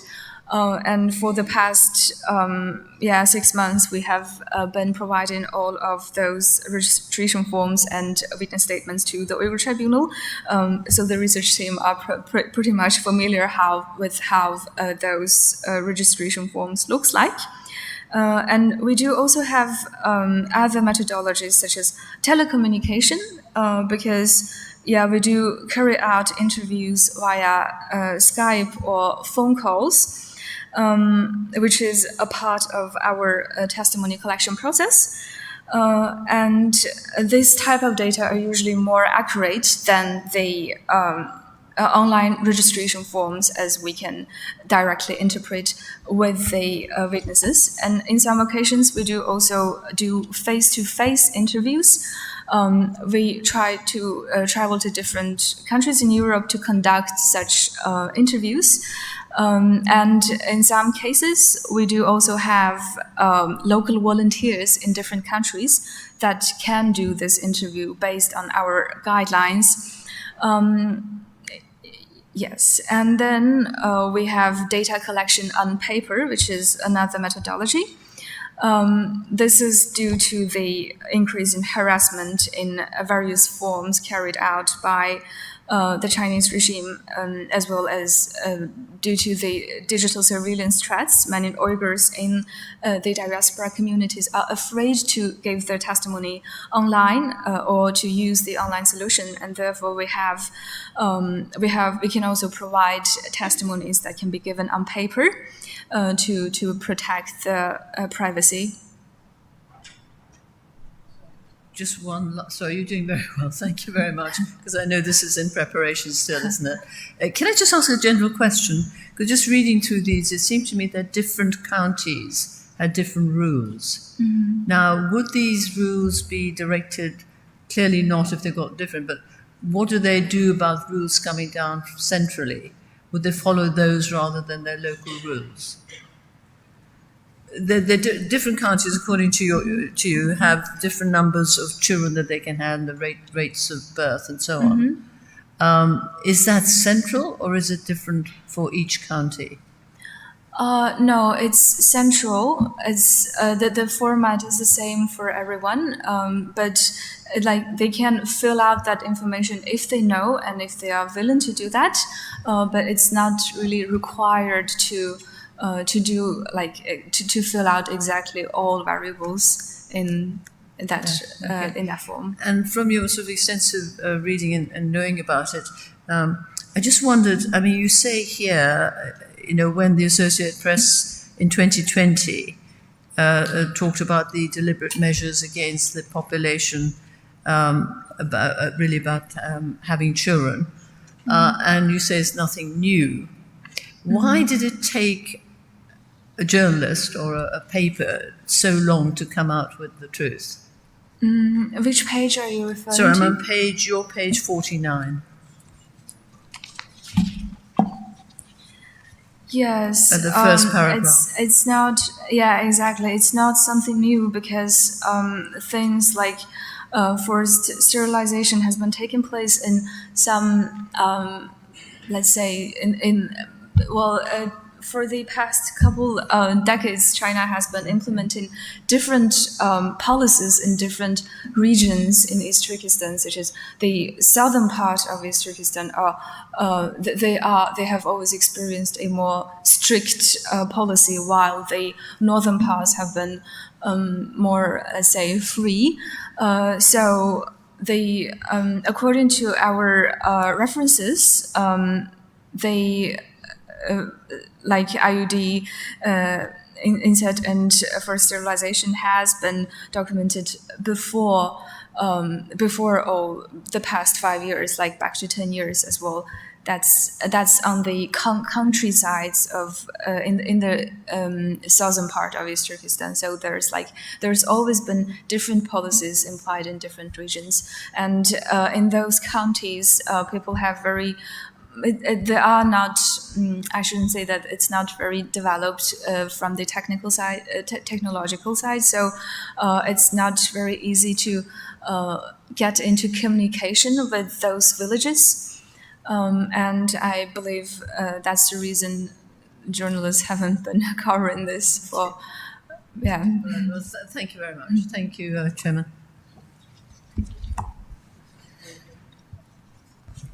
Did you have something, Professor Cole? No. Yes. In the fact statements, we've come across a number of coloured uniforms used in the centres or camps. Have you worked out a system of codifying them? Do they vary from centre to centre, or is it decided and defined by the state authority or perhaps other bodies? Yes, this red and orange uniforms, usually according to the Chinese state media, red and orange uniform are used for forced laborers and prisoners who work at forced labors. So we combine this data with the other satellite images, and we can't come to an conclusion and state strongly that this is a forced labor camp. But when we kind of suspect that when we suspect that this could be a forced labor camp, we submit our data to other investigators. But yes, the red and orange uniform usually refers to... Have you come across other colours or the number 54? Have you come across other coloured uniforms or the number 54? No.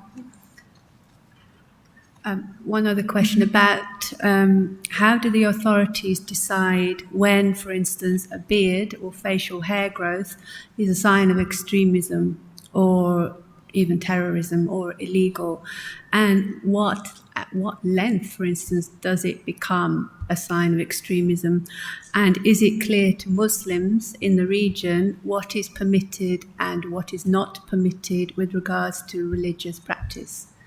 It's not a very easy question because the sign of extremism, it can be wearing a hijab and that you are praying and keeping an Quran in your home. All of those are a sign of extremism, and people there is a Karakash list which was leaked out some years ago, and I did translate the entire list from Chinese to English and registered the data on our database. And there you could see that people are detained for different reasons for sign of extremism. It can be having more than 2 children, and it can be like the security people have kind of seen that this person has visited the mosque, and that's the sign of extremism. And in some other occasions, they are just taken and saying that like nothing is kind of explained. So, yeah.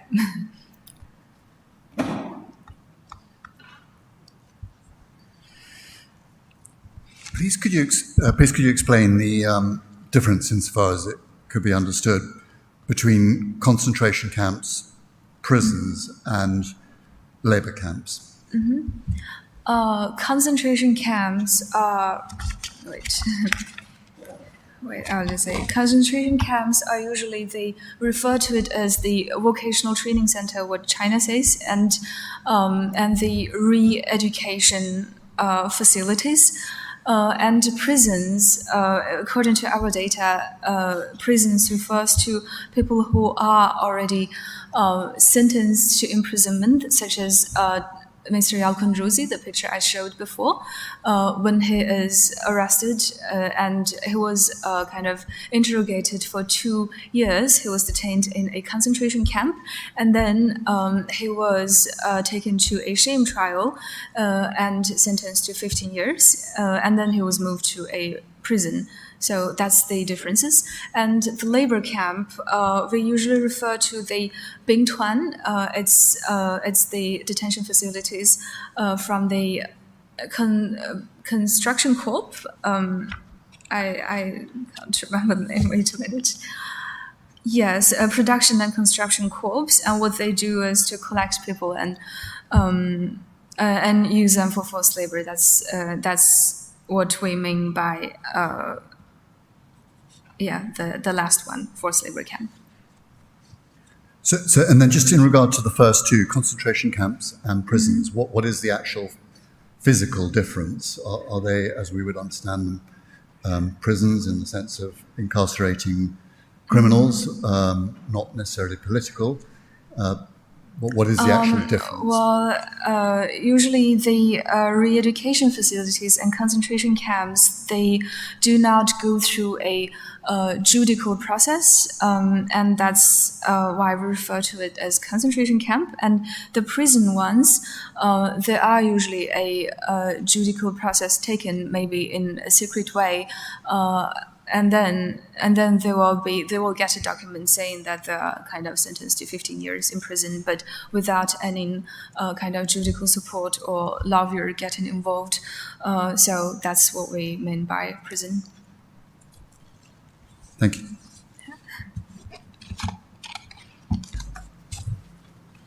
Your sources of information for your database, were they all diaspora or were any in China itself? They are all based on the diaspora communities. It's very challenging to... No, that's fine. Yeah. Is there any estimate or guess as to how many Uyghurs altogether there are in the overall diaspora community around the world? I can give an estimate with diaspora community in Europe. That's about 15,000, but I don't know about the rest of the world.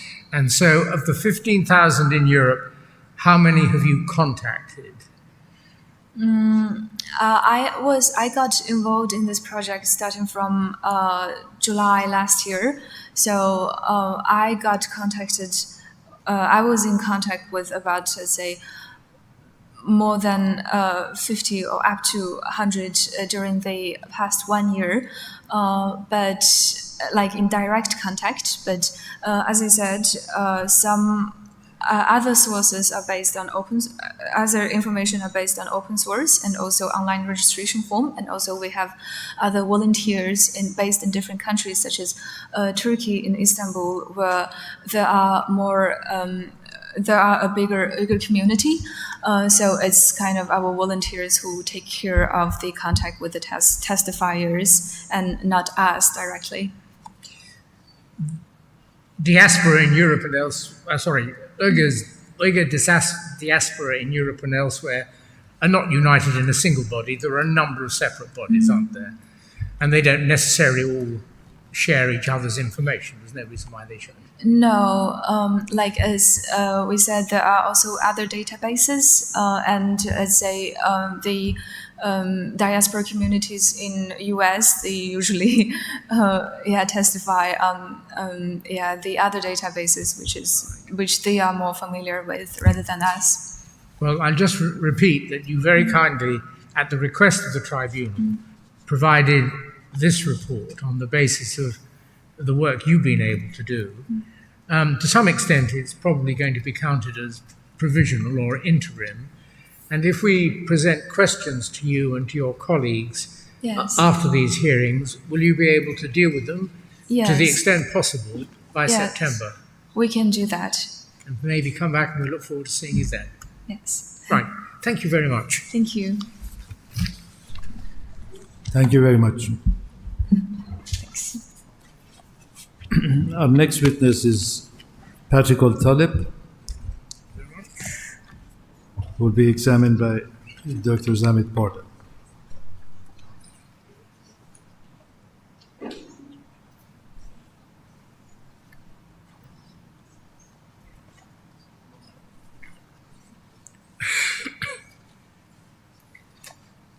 And how much late are we running, Mr. Sabi? About 15 minutes?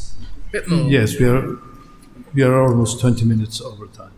So if for those interested or hungry, we'll rise sometime about 15:15, maybe a bit later, and we'll shorten the lunch break. I hope that helps. And where's the usher? Good.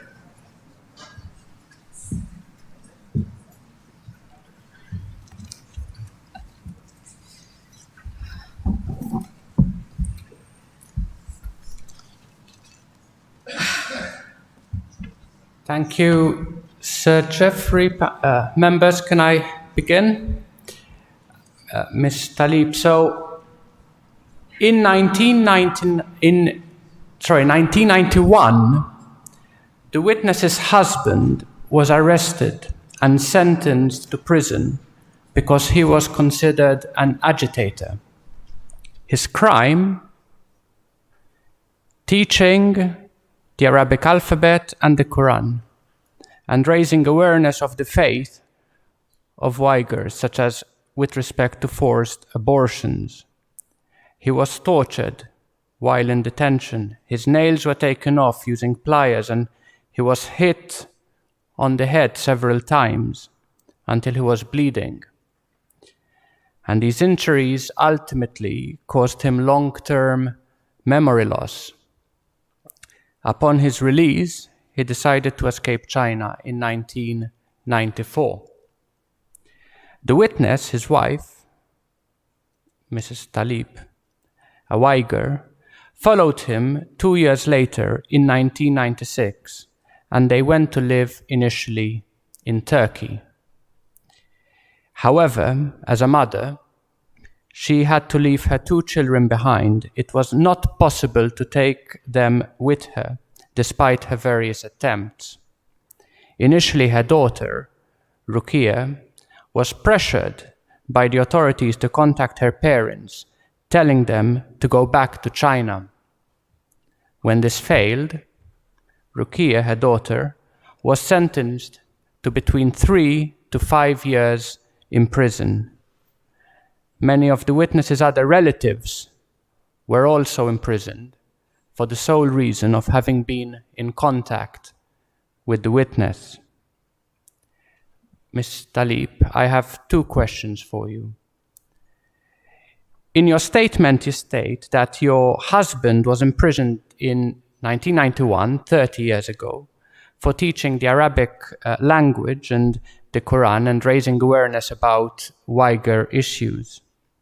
Could you please clarify whether there were any other acts for which he was arrested, or whether these were the sole reasons for his arrest?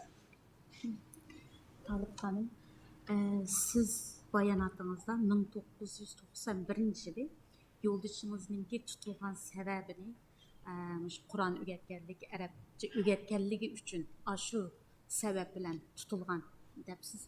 Buningdan boshqa sabablar bormi? Yo'q. No. Thank you. So those were the sole acts for which he was arrested. My second question is similar. You state that your daughter was arrested and imprisoned for failing to persuade you to return to China. Is this correct? Could you please clarify whether this was the sole reason, as far as you are aware, for which she was arrested? Siz bayanatınızda kızınızınki sizni Xitayga qaytib berishga siz qaytmaganliginiz uchun türmge taşlandı depsiz yoki tutildi depsiz. To'g'ri. Buningdan boshqa sabab bormi? Yo'q. Boshqa sabab yo'q. Meningki qizimning o'zini har qatimda men telefonda ko'rishgan mazgilda ya dadan kelsin ya apan kelsin deb qattiq besim qilganligi uchun biz uningga yo'q deganligimiz uchun turmoq soladi. No other reason. Each time when she called us, she often insisted that we should go back. And we know that she was under pressure. And when we didn't return, and that's what happened to her. And perhaps my final question before I hand over to the members is, how was she able to know this? Bunu siz qandaq bilaldingiz misalga? Endi qizingizninki shu sababdan tutilganligini. Meningki 80 yoshga kirgan opam bordi.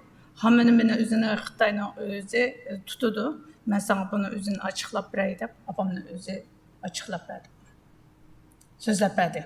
Butun jarayonni. My mother, who was 80 years old, when I spoke to her, she said that I know that the Chinese authorities will arrest me, but I will tell you the truth, what happened, and that's where I learned about my daughter. Thank you.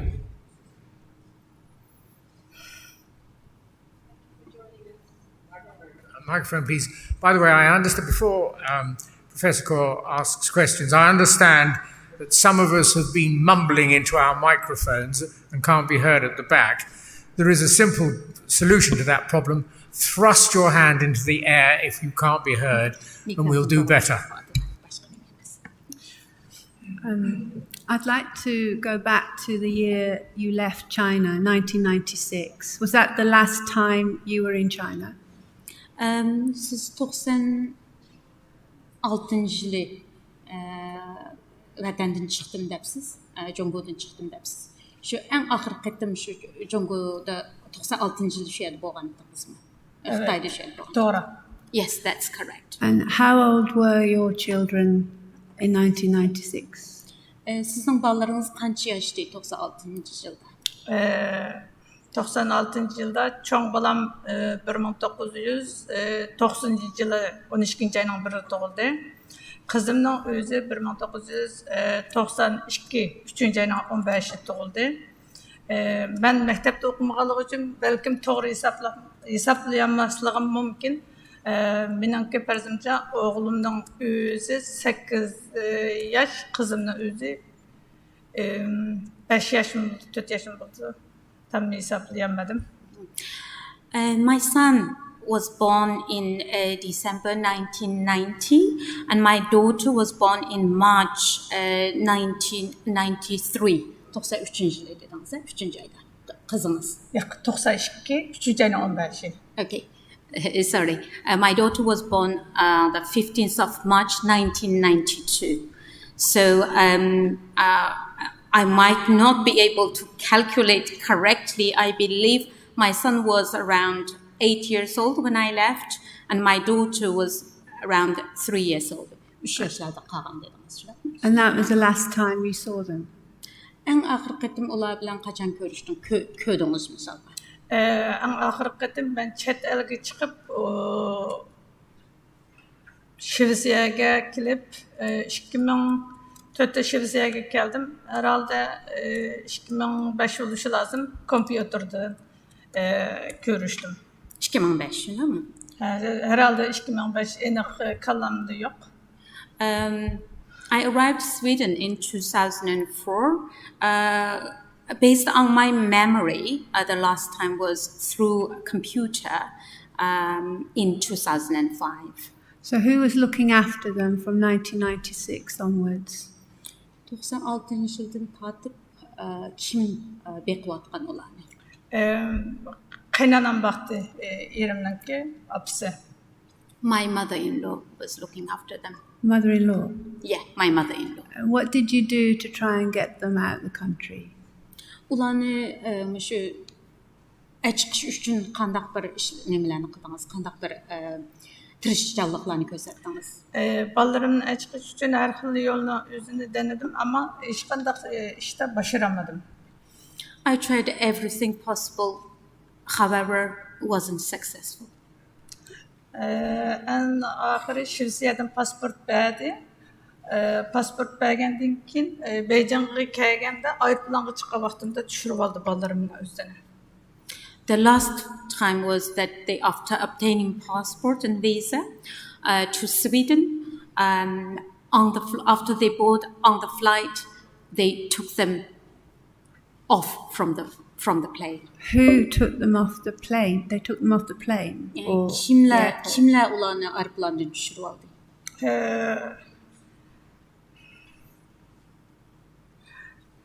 Xitoyning soqchilari. The Chinese police. The Chinese police at the airport? At the airport. So they had permission to leave the country, but they were stopped from boarding the plane to join you in Sweden? Asli ular chiqadiganqa imkoniyati bordi, lekin aeroplandan Xitoy hukumatiningki soqchilari ularni tushiribdi. To'g'ri, Shvetsiyadan pasport berganda hozirda peshin berishdi bor Shvetsiyada. Yeah, the passport was issued from the Sweden, and sadly, they were unable to live. And they were teenagers at that time. O vaqtda ular texi 10 yaşlarda. Evet, doğru. Yes, that's correct. They were still quite young. So it's still your mother-in-law that was looking after them, or someone else? Now or at that time? At that time. Şu vaqtın özdə qıynapınız betiyatqandımı balanı. Şu vaqtın Yes. And what did they say regarding that your children couldn't leave the country? Ular sizga qandaq səbəbni bədi, misalqa nima üçün sizni ballarınızı çıxırış, tosaşның səbəbini? Ballarının çıqamasının səbəbi bizningki ailəni siyasi aile de hükümetin qarğalığı üçün biz chet aldı yaşağanlığımız üçün ya ki dadısı ya anası birisi kilidi ulu kalıdık ballarını yolda salımız da sebebini şunu koydu.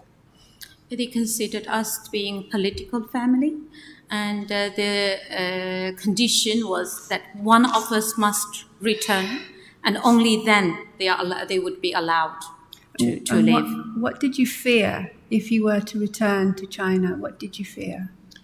Əmdə əgər siz qayıtıb basınız, şu berişdən nemeden ənsirtdiniz?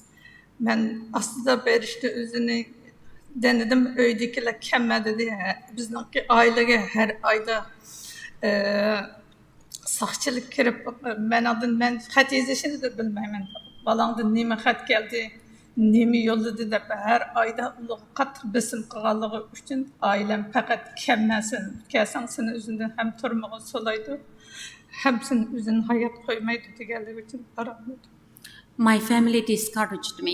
They told me that every month there were police visiting them and asking if I wrote to them. Actually, I am illiterate. But because under such pressure, my family told me that not to return. If you do, then they will arrest you and there will be severe consequences. Do you know if they have been detained recently in the last few years? Bu neçə yılın içində ulamı tutulub getdiklərini anladınızmı? Qandaq ahvalda? Benimki ailem olsun, yoldaşımın ailesi olsun. Hiç hazır sırt yok. Hem bir Xitay'ınki torması da benim bir yerde. Bu benimki kızım. Both family members of my husband and my own gone. They are interned by the Chinese authorities. This is my daughter. Bu benim kızım yenedeki balısı Nevra. That's her child, my grandson, oğul mu? Evet, balısı oğul. Bu beni hamile vaxtıda söyledi kızımın özünü. Yeah. She was arrested while she was pregnant. So these images were sent to you? Bu resimni ular yollab berdimi sizga? Evet. Apam yollab berdi. My mother sent. Via phone? Telefon arqılı yollab berdi. Her o vaxtda Xitayning bir apını yollab berdi. Yeah, it was via the Chinese app, WeChat. And when your daughter was detained, what happened to her children? Kızınız tutulup ketkendan keyin tutqul jarayonida nima ishlar bo'lganligini bilamiz. Başka artık bizdeki ailedekilerden hemisi mankarta telefonun hemisi ittibatının ki işkanlıkların hazır kadar alakam yok. Kızım Xitay'ın oturması da öldü mü, yakın hayat mı, oğlumla mı şunda bilmem. I have no idea. I have no information since my daughter was arrested, and then I didn't have any contact. I was cut off from everyone. So both my son and my daughter, I don't know whether they are alive or dead. And the last time you knew about their whereabouts was 2015, is that right? When you last talked to your mother? Ən axırqı qitim siz apınız bilan paranlaşqa vaxtıda 2015-ci il deyişinizmi? That's correct. I'd like to talk to you about your husband who was tortured, and he's not here today because he's still suffering from various physical and mental health problems. Can you talk about what exactly happened to him when he was detained, and what are the effects of those treatments he received? Siz yoldaşınızınki salametliki hem cəhətin bugün bu yerə kilenmegenligini bayan qıpsız. Şu doğruluq, yani özününki tən salametlik cəhətin hem psixik cəhətin qandaq bir ahval şunu bir bizge qısqaça düşündürüp berələrsiz. Yoldaşımdanki tən salametligi şeker hastalığından başka tarafta yaxşı ama psixik taraftan çökük. My husband suffered from diabetes. He is diabetic. Apart from that, his general physical health is okay, but the mental health is very low, very down. When did this begin to emerge? Was it directly after he got out of prison, or is this a latter day problem due to aging or something else? Əmdi bu özününki salametliki bu yaş çoğayğanlıqdan salametlikiga ta'sir etdimi yoki şu burunqi beşidin keçirgan ishlar ta'sir qildimi? Burunqi beşidin o'tgan ishlar ta'sir qilgan uningki turmida yotgan mezgilida qattiq beshig'i urib qolgani uchun hafızlık kaybı yok olan bağının ağırlığında cihbinəsin özünü %70 unutuludu, davamlıq unutuludu. Biz onu özüne əsletip örtümüzək unutuludu. Not because of aging. When he was detained, he was constantly beaten up, suffered from beatings to the head, and therefore for 70% of the time that we have to help him and remind him, otherwise he cannot remember things. And you've written in your statement that you yourself suffer from psychological issues and that you take medication. Could you talk a little bit more about that? Siz özünüzün salametlikiniz doğrusudur. Bayan qıpsız doğru içmendepsiz. Muş doğrusudur. Biraz sözler bilemsiz. Benim salametlikim fakat yaxşı emas. Şemsiyada 50% işleyemaydı degan raporumda var. Meniki depresyon darısı içemem. Uyku darısı alamam. Devamlı. I'm in very poor health. I have a document from the Swedish government that 50% I cannot work. I take medication for depression. I have to take a medication to sleep. And since when have you been taking this medication? Bu doğrularını kaçandan başlamışsınız? Ben bu darlığın özünü asasen kızımın ayrıplantıdan düşürüp alğanda yakı benimki roki yadım naçar bağallığı için. Since they forcibly took my daughter out of the plane, since at that time I started having... Since 1996. 96 yıldan başlap mı? Hayır. Şemsiye'ye gelgenden başlap. No, after they were taken out of the plane, not 1996, since I arrived in Sweden. Yeah. Kızımın tormağı soluğandan başlap da onodaki tekim ağırlaşma başladı. Bir anınınki ne kadar azaptat kaldığını, balınınki anın için balınınki kaçılık kıymet geldiğini anı vakılı benimki bu taraftan. My condition deteriorated since I learned that my daughter was arrested, and only mothers who have children can understand the pain, how a mother would suffer. So you're no longer in touch with any of your relatives in China, and as far as you know, they have been detained or disappeared. Is that correct?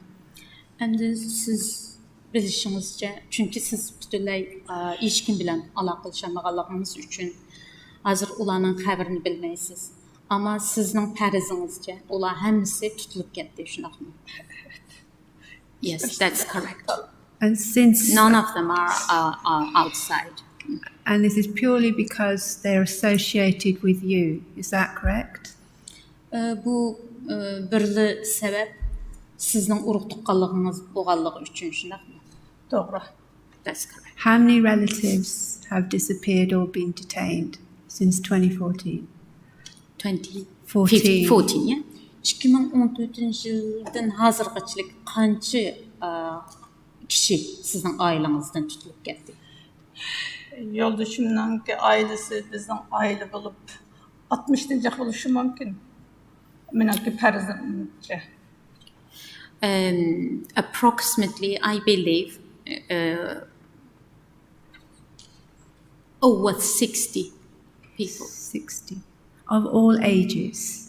Hem yaşta şunaqmı oxşamagan yaştakiler. Including your mother and mother-in-law? Mesela apınız hem qinanınız şularning işçidimi tutulup ketganlarning işçidimi? Qinanam tutulmadı. O özü ecelinden öldü. Qağalarının özü Xitay'nınki tormasa da buluş mümkün. Onlarınki hazır öldü mü, yoki hayat mı? Hiç qandaq xabarim yo'q. Ne ballarımdan, ne tuqqanlarimdan hiç birisinden xabarim yo'q.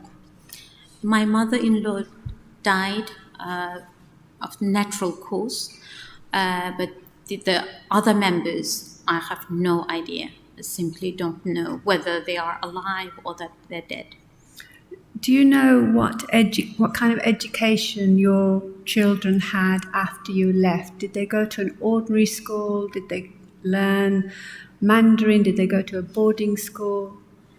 And siz vətəndən çıxıb ketgandan keyin ballarınız qandaq bir məktəblərə bardımı, oxuş, məsələn, Xitayçı məktəbdə oxudumu, qandaq məktəblərdə oxudu, xəbəriniz barmı? Məktəbdə oxuğunu özünü bilmə, amma Xitayның məktəbində oxudumu, yoki Uygur'da oxudumu, onun da xəbərim yox. As far as I know, they went to school, but I didn't know whether they went to a Chinese school or the Uyghur school. I don't have any information regarding that. Can I also ask how you managed to leave the country if this is a very highly bordered and strict country with a lot of surveillance? How did you manage to get passports and get out? And bizim bilişimizce Xitaydan çıxmaq intayın qiyin, çünki ular kontrolsuz aytı üçün. Şundaq bir şəraitdə sizlər qandaq çıxaladыңlar, qandaq çıxqandыңlar şunca. Menimki yolda şu qaçaq yol bilan çıxdı. Men başqa birisininki ismida pasportni o'zini setib olib chiqdim. My husband left the country illegally. Me too also paid money for someone else's passport, and I used that to leave the country.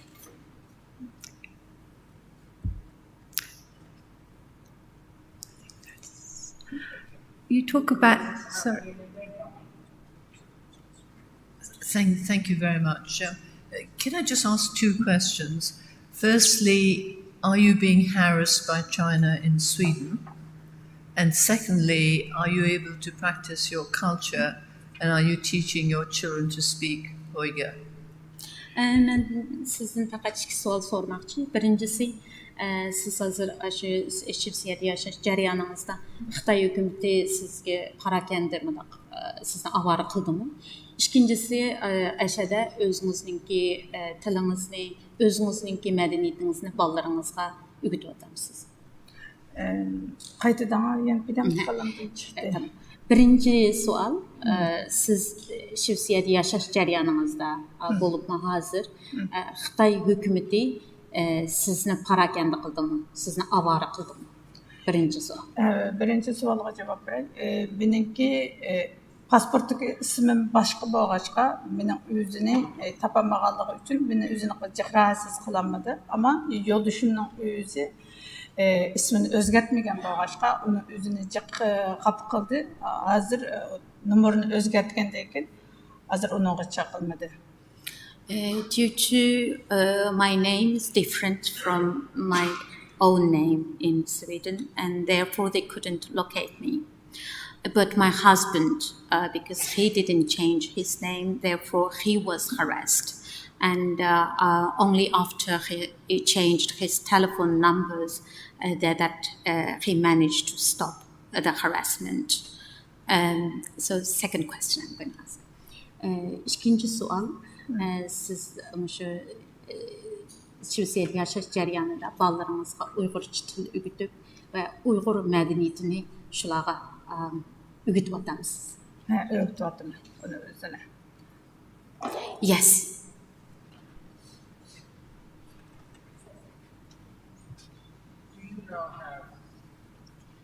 Do you now have Swedish citizenship? I beg your pardon, I didn't hear the last bit. Do you now have Swedish citizenship? Siz özünüzninki Şivsiye oldunuz mu? Pasportunuz. Yeah, I hold Swedish passport. Has the Swedish government, through its embassy in Beijing, done anything to help you locate, contact, get information about your family members? Şu Beijing turuşluq Şivsiye elçixanası sizinki bolalarınızın qayerligini izdirigini qilishga yordam qildi. Biz ulardan uni o'zini talab qilmadik. Talab qilsak baribir Xitoydan o Şivsiyening kuchi yetmaydi Xitoy hukumatiga. Buning uchun biz talab qilmadik. We haven't approached them because we know that the Chinese authorities will not cooperate with them. Finally, you've given a long and detailed account of distressing events. Is there anything else you want to tell the tribunal before you leave us? Sizden naydi inçiki suallarını sorab sizlere naydi bir aram kıldık. Hem de en ahırda sizin özünüzün şu sotqa deydiğen sözleriniz var mı? Bu sotki herkese köp rahmet eytiman. Meningki dadimni tanışıqanlığı üçün ularga köp rahmet eytiman. I just would like to thank you that you listened to my sorrow. Thank you very much for giving evidence to the tribunal. Mr. Zamit Border, I think that Patigol Talib is somebody in respect of whom the People's Republic of China has found nothing negative to say. Would that be correct? That's correct, Sir Jeffrey. Are there any other questions you wish to ask? No, that concludes my questioning. I just wish to thank Mrs. Talib. Thank you. Thank you. Before we break, Mr. Vetch has something to say, but we must, I think, express all our gratitude to Madam Rahima, the interpreter, for sterling work this morning in the difficult exercise of sequential translation. Mr. Vetch will tell us what time we are meeting after he's mentioned something. Just simply, if there may have been some confusion about ticketing, and I think some folk thought that they had to reserve tickets online and not appear in person. So if there's anybody who is under that misapprehension, please let them know. So there are tickets only necessary to attend in person. And I think we are regrouping at what time? 14 hours exactly.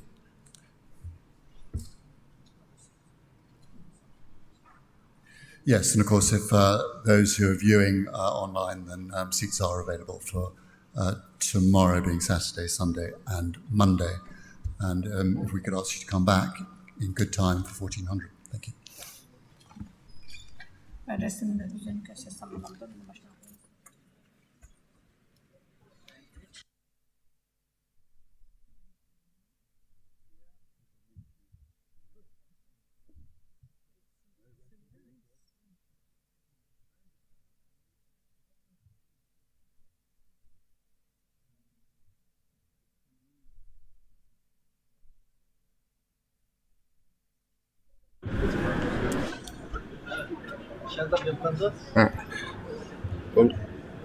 Аппарат yakıra koyalım değil mi?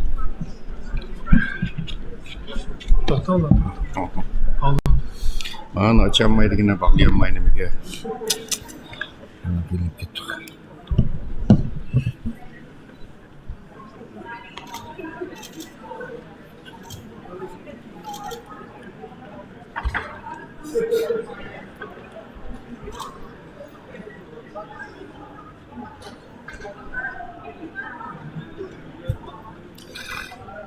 Assalomu alaykum. Ekran oldidagi aziz qarindoshlar, savarchanlik bilan bu Uyg'ur xalqining tarixidagi zo'r bir hodisa hisoblangan xalqaro Uygur Sot tunji sotini hozirgacha anglab berganingiz uchun ekran oldidagi butun qarindoshlarimizga alohida rahmat. Aziz qarindoshlar, bayam deb o'tdik, ba'zi bexatarlik tadbirlari sababidan bu sot o'tkazilgan bu zalninki Wi-Fi yani internet to'g'ri butunlay uzib o'tilgan. Shu sababdan texnik sabablar tufaylidan vaqtida boshlayapmiz. Tekrar ekran oldidagi qarindoshlarimizni tekrar uzr so'raymiz. Hozir sotninki birinchi bo'limi oxirlashdi aziz qarindoshlar va birozdan keyin ikkinchi bo'limi davom qiladi va ikkinchi bo'limi hammalar turishib bo'lgan lager shoidi Sayragul Savutbay. Shvetsiyadan yetib kelgan Sayragul Savutbay guvohlik berdi. Uningdan keyinlar bu qatimliq xalqaro Uygur Sot Kollégiyesining tashabbuskori va bosh arzdori Dünya Uygur Kultining rais Dolqin Aysa efendim bir yerda guvohlik berdi. Uningdan keyin bu yerda Amerika Georgia Washington Universitetininki terrorizm qarshi mutaxassisi Sian Roberts efendim bir yerda guvohlik berdi. Uningdan keyin Gollandiyadagi siyosiy faoliyatchilarimizdan Asiya Abdulahad, ya'ni Asiya Uyg'ur xonim tor orqali guvohlik berdi.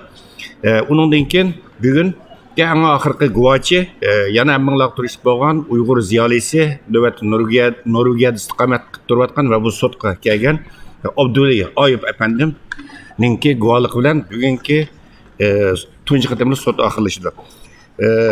Az qarindoshlar, bu sotning bexatarlik tadbirlarini alohida kuchaytdi, chunki Xitoyning hujumini bilishdan bir qancha kundan yo'q favqulodda kuchaytdi. Shuning uchun bu yerda butun zallar, hatto tualetlarning oldiga maxsus amallik saqlash xodimlari, bexatarlik xodimlari o'rnashtirilgan aziz qarindoshlar. Hozir qisqagina bir damlish, mush fursatdan foydalanib sizlar bilan biroz dardlashaylik, biroz mung'dishaylik dedik. Hurmatli Dolqin Aysa efendim, siz birozdan keyin guvohlik berasiz. Siz bu sotninki tashabbuskori va bosh arzdori bo'lish sifatingizda masalan bugun Xitoyning shunday besimga qaramay bu sot muvaffaqiyat boshlandi. Birinchi qismi hozir oxirlashdi. Siz bu sotninki muvaffaqiyatli boshlanishiga qanday baho berasiz? Rahmat. Bütün bu sot dunyoga naq maydondan xalqaro matbuotlar orqali taqtildi. Bütün xalqimiz, bütün dunyo bu sotga shohid bo'ladi. Nurg'ulg'an davlatlar bu sot qiziqyotdi, qarayotdi.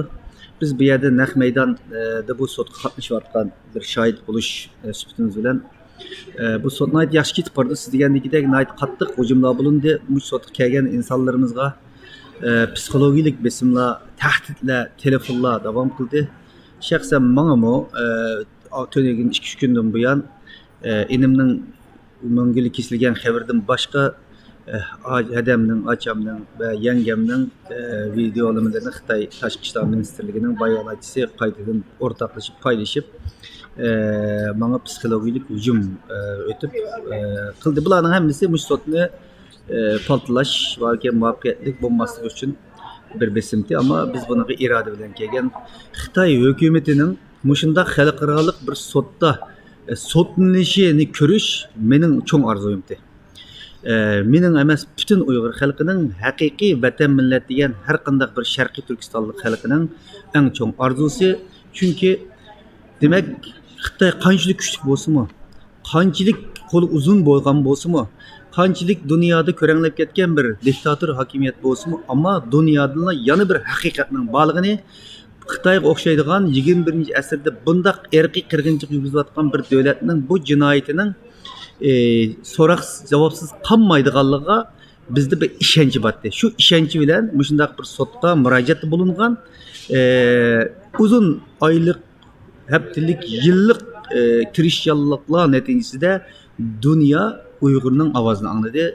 Sharqiy Turkiston xalqining ovozini, Qozoqning ovozini angladi, O'zbekning ovozini angladi. Ya'ni Sharqiy Turkistonda jazo lagerlarida chaqchaqlayotgan millionlagan qarindoshlarimizning azob oqibatlari bugun tarafsiz bir sot tarafidan, mushak sot mahkamasi tarafidan anlatildi. Bu bizni haqiqatan xo'sh qildi. Demak, dunyoda u dunyodan emas, biz Alloh ishimiz ba'zi jinoyatlarning hisoboti u dunyoda emas, mushu dunyodami qilinganligini ko'rdik va shuni ishongan. Bugun mana mushu sorun Xitoyning jinoyatining pash qilinayotgan soruni, Xitoy hukumatini chaqirgan, Xitoy hukumati bir qancha haftalardan buyon qattiq asabiylar hujum qilgan bo'lsa-mu, bu sorunga kelinmadi. Chunki bu sorunga kelib, sotchilarning oldida savollarga javob beradigan jasorat, undaq bir g'ayrat yo'q. Chunki Xitoy hukumati bir jinoyatkor o'zining jinoyatini torlarda va yoki bayonotlarda da berish orqali dunyoni qaymoqtirib uringan bilan haqiqiy mana 100 turani bizlar bilan yuzlashishga, kamp shohidlari bilan, shikoyatchilar bilan, bu yerdagi sotda guvohlik beradigan guvohchilar bilan yüz kelib shu jasoratni ko'rsatadigan bir jasorat yo'q. Yani buni ko'rdik.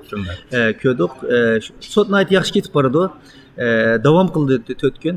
Ishonamizki, endi yana shuni deb o'tay. Bu yerda nurg'un kamplar yetib qolgan kamp shohidlarimiz bor. Past ular guvohlik bergan vaqt tubida biz o'tadik. Har qatimliq shu guvohlik berayotgan vaqtning o'zida bizning qishimizni o'tagan kamp shohidlarining ko'z yoshlarini tutolmay, ularni ko'rib biz ko'z yoshlarini tutolmay. Chunki ular har bir shohid bir so'zlagan vaqtning o'zida qag'alli o'zining ashad o'tkazgan necha yillik oylik kechirmishlari esi keladigan gapkan, ko'ngli buziladigan gap, psixologiyasi buziladigan gapkan, ular ko'z yoshlarini tutolmayotdi. Mushuna bir hayajonliq, bir tarafdan azobliq, bir tarafdan insonni xushal qiladigan, g'ururlantiradigan bir manzara bilan biz shohid bo'layotimiz bu yerda. Ammo nima bo'lmasin, haqiqat yerini topdi deb o'ylaymiz. Ya'ni xalqimizga, millatimizga muborak bo'lsin. Ya'ni bu 21-asrdagi cho'ng bir tarixiy hodisa. Chunki Xitoydek bir davlatni bugun tarafsiz bir mahkama, bugun dunyoning siyosiy markazi bo'lgan Londonda sot mahkamasida sotlashga Uygur xalqi, Sharqiy Turkiston xalqi muvaffaq bo'la oldi. Bu Uygur xalqiga cho'ng bir umid. Demak, bu haqliq da'voyimizda qanchalik haqliq bo'lganligimizning yana bir xil ifodasi. To'g'ri deysiz, bu Komünist Xitoy hukumati vatanimiz Sharqiy Turkistonni ishg'ol qilgan 49-yildan to'g'ri hozirgacha xalqimiz begunoh xalqimizni tutdi. Ular sotladi, ular so'roq qildi. To'g'ri hozirgacha shu davom qilyotganini aytdi. Xitoyning bu xil besim, zulm siyosati taraf qilib bugun irqiy qirg'inchilikqa berib keldi hozir. Buning aylandi. Endi tunji qitim bu 1949 vatanimiz ishg'olga uchragandan keyin tunji qitim Uyg'urlar, Sharq Turkiston xalqi deydi. Chunki bugungi guvohchilarning ichida o'zbeklar va qozoqlar va Uyg'urlar va Sharq Turkiston xalqi tunji qitim Xitoyning ustidan bir mustaqil sotga arz qilish fursatiga erishdi va tunji qitim xalqlarda bir mustaqil sotmi Xitoyni yerda javobgarlikqa tortyotdi. Inshaalloh sot nihoyat ratlik bir shaklda ketyotdi do'qmaysa efendim masalan şu sot başlanışqa yaqin bu Xitoy hukumati sizga qaratgan bo'libmidi endi. Sizga ham siz raislik qilayotgan Dunyo Uyg'ur qultiga qaratgan bu hujumlarni favqulodda kuchaytirdi. Hatto sizni Urumchi qirg'inchiligi ham ningkimi javobgari ko'rsatishdi. Masalan, oldingi kuni e'lon qilgan materiallarda bu zaten Xitoy nima maqsadiga yetmoqchi. Masalan, bu hozir mana shuncha vaqirab, jaqirab, shuncha aşı lager shohidlar bamangli deb besim ishlatib ta'did qilib qismi yani bugün bu sot içildi muvaffaqiyatli. Xalqimizning duosi bilan ikra oldi, xalqimizning madadi bilan moddiy ma'naviy jihatda qo'llashi bilan. Sizce bu Xitoy buningdagi qanday bir inkas qaytaradi sudga sizcha Ya Xitoy hozir nima qilishini bilmayotgan yoki o'zining jinoyat javobgarligi bir sud oldida so'tmayotgan bir vaqtning o'zida panika kirib qolgan vaziyatda. Uning uchun saldirgan, ya'ni o'zini nima qilishini bilmay turib shu bütün rezilliklarni o'tirg'a etib, bütün yolg'onchiliklarni o'tirg'a etish orqali buni buzishga urinayotgan, hatto buni bu qilish orqali Xitoydagi o'zini cho'ng davlat degan bir davlatning bir diplomatik qurollar doirasida harakat qilish kerak bo'lgan siziqdanmi o'tib ketib, bütün rezilliklarni o'tirg'a soldi. Maqsad shu ham Xitoy nima qilishni bilmayapti, chunki bir jinoyatchi tutilib qilish harpsida va yoki jinoiy so'roq tortilib hukm yenish oldida qiladigan, ya'ni har xil nimalarni qiladi pastkachilarni. Xitoy o'xshash shu ishlarni qilyotidi. Undan keyin albatta sudning boshlanishimizda bosh sudchi deb o'tdi, chunki bu sudga murojaat qilgan dunyo qurultiyining bir raisi bo'lish sifatimiz bilan Xitoy meni qaralsa, meni qotil deb qabul qilsa, dunyoga ha bunday bir bunun qonun asosi yo'qkan bu sudning qonun asosi yo'qkan bir jinoyatchi, bir qotilning, bir uyaga bomba qo'ygan, adam o'tgan bir insonning bunday bir salohiyati bo'lmaydi deyish orqali bu sudga bo'lgan dunyoning ishonchisini ojizlashtirishni maqsad qilgan. Ammo bu naytib ahmoqona bir harakat, chunki mening deganimdan emas, yerda sudchi sud mahkamasi 5'da deb o'tdi hammadan bütün dunyo anladı. Net 100 insanның guvohligini anglagan, net onun narsalarni ko'rib chiqqanliklarini deb o'tdi. Demak, bir ikki kishini qirlash orqali bu narsa yetilmadi. Ammo Xitoy deganidek nima qilishni bilmayotgan bir vaziyatda. Rahmat Loqnays afandim. Rahmat sizga tushdan keyingi, birozdan keyingi sizning guvohligingizga muvaffaqiyat tilayman. Rahmat sizga. Sizmi biroz istirohat qiling. Rahmat sizga. Hurmatli ekran oldidagi hurmatli televidor ko'ruvchilar, Loqnays afandim deb o'tdi. Xitoy hukumatining keyingi mezgillardan buyon xalqaro Uygur sotiga uningki bosh sotchisi Jeffrey Nice afandimga, sot hay'atiga, sotning to'rbetiga bu sotni dalil isbotlar bilan ta'minlayotgan va guvohchilar bilan sot o'tirisidagi koordinatsiyani saqlayotgan mana hurmatli Baxtiyor Umar afandim riyosatchilik qilayotgan Uygur adliya arxiv ombirining to'rbetiga hujum qilish avvallari favqulodda kuchaydi. Shuning uchunmi bugun bu Uygur sot zalininki Wi-Fi, ya'ni internet bağlantısı kesib o'tilganligi uchun biz biroz tamtirab qoldik aziz qarindoshlar. 8:20da boshlaymiz deb qilgan nimamizda vaqtida boshlaganmidik, biroz kesilib ketib qoldi. Chunki biz shu oraliqda biroz oldirab bu yo'chkilishchan tor tarqitish sistemasini darhol qo'llanishga majbur qoldik aziz qarindoshlar. To'g'ri tushunasizlar. Bayam deb o'tgandek birozdan keyin başlanılan ikinci bölümde nayet mühim guvohlikni o'tidi. Kelinmagan lager şahitler. Baxtiyor efendim, mening bilishimcha bu da har qaysi ellardan kelgan Uygur, Qozoq, O'zbek şahitler, Sharq Turkistonlik şahitler, guvohchilar. Bu 15 nafar bu deyman taxminan bevosita Londonga kelgan. To'g'ri deysiz. Amaliyotda bütün guvohchilarniki hammasining o'tdak qizg'inlik batda keldiğanga, lekin nurg'un qarindoshlarimiz muhacir bo'lganligi uchun, bular vatandan chiqqaniga uzoq bo'lmaganligi uchun, masalan Turkiyadagi, Amerikadagi lager shohidlarimiz kelanmadi. Hatto Yevropadan bir qism shohidlarimiz oilasidan ayrilmadi degandek. Lekin ularniki jurki menimcha mushu sotda, mushu sot maydonida Uyg'urning vaziyatiga, Uyg'urlarniki mushu hozirgi ahvoliga ko'ngil bildigan qarindoshlarimizning hammasi mush ekran yuzida qarayman. Lekin ular torda bo'lsa o'zining guvohligini berib, dunyoga Uyg'urlarningki hozirgi ahvolini, ya'ni irqiy qirg'inchilikqa uchrayotgan mazlum xalqning jig'zarisini anlatadi. Rahmat Baxtiyorxon afandim. Masalan siz deb o'tgandek, bu bizningki sizlarga hammalarga tunishlik bo'lgan bir 9 nafar lager shohidimiz bor. Ularning 4 nafar keldi. Lager shohidimiz bor. Birlar Ömer Bekali afandim bor, Sayragul Savutbay bor, Zumrat Davud bor. Undan keyin Sayragul xonim Dudoq, undan keyin Gulbar Jellova xonim. Bular to'to'lan bevos keldi. Qolgan lager shohidlarimizning hammasi ma kun tartib qardim hozir. Hammasi guvohlik tor orqali bu yerda guvohlikdan o'tadi ekan. Baymo aziz qarindoshlar, bu savollarni balkim ba'zinglar inglizcha bildiganlar tushundinglar. Biz chunki inglizchaga tarjima qilaylik desak, biz o'tdagan masalan bu sot zalininki muxbirlarga ikkinchi qavatni o'rlashtirgan ayrim kabina emas. Shunga bu sotninki belgilamasi bo'yicha ovoz chiqarish cheklangan ekan. Uning uchun bizning tarjimonlarimizmi amalsiz qoldi qarindoshlar. Endi buning bir chorasini topamiz. Bugun chet el muxbirlar bayım ekranlarda ko'rdinglar. Chet el muxbirlari nihoyat ko'p. Haqiqatan nihoyat ko'p. Chunki bu bugun sotni qatnashgan kuzatuvchilarning soni unchalar ko'p emas. Chunki bilasizlar Angliyada nihoyat xatarlik bir yangi koronavirusning yangi bir tipi bayqaldi va nihoyat qattiq bir karantin tadbiri var. Biz bir hafta talaga chiqarmay karantin bo'lib yotdik. Shuning uchun bugun bu karantin tadbirlari sababidan sotqa kelib uni kuzatish shaklida qatnashadigan tomoshabinlar deyli nimalarninki soni belgilik darajada cheklik tutildi. Aziz qarindoshlar, meningcha hamdan bayım deb o'tgandek Xitoy qo'ldan keladigan bütün razil choralarni, psixologik hujumlarni, ta'didlarni hammani qilib boqdi.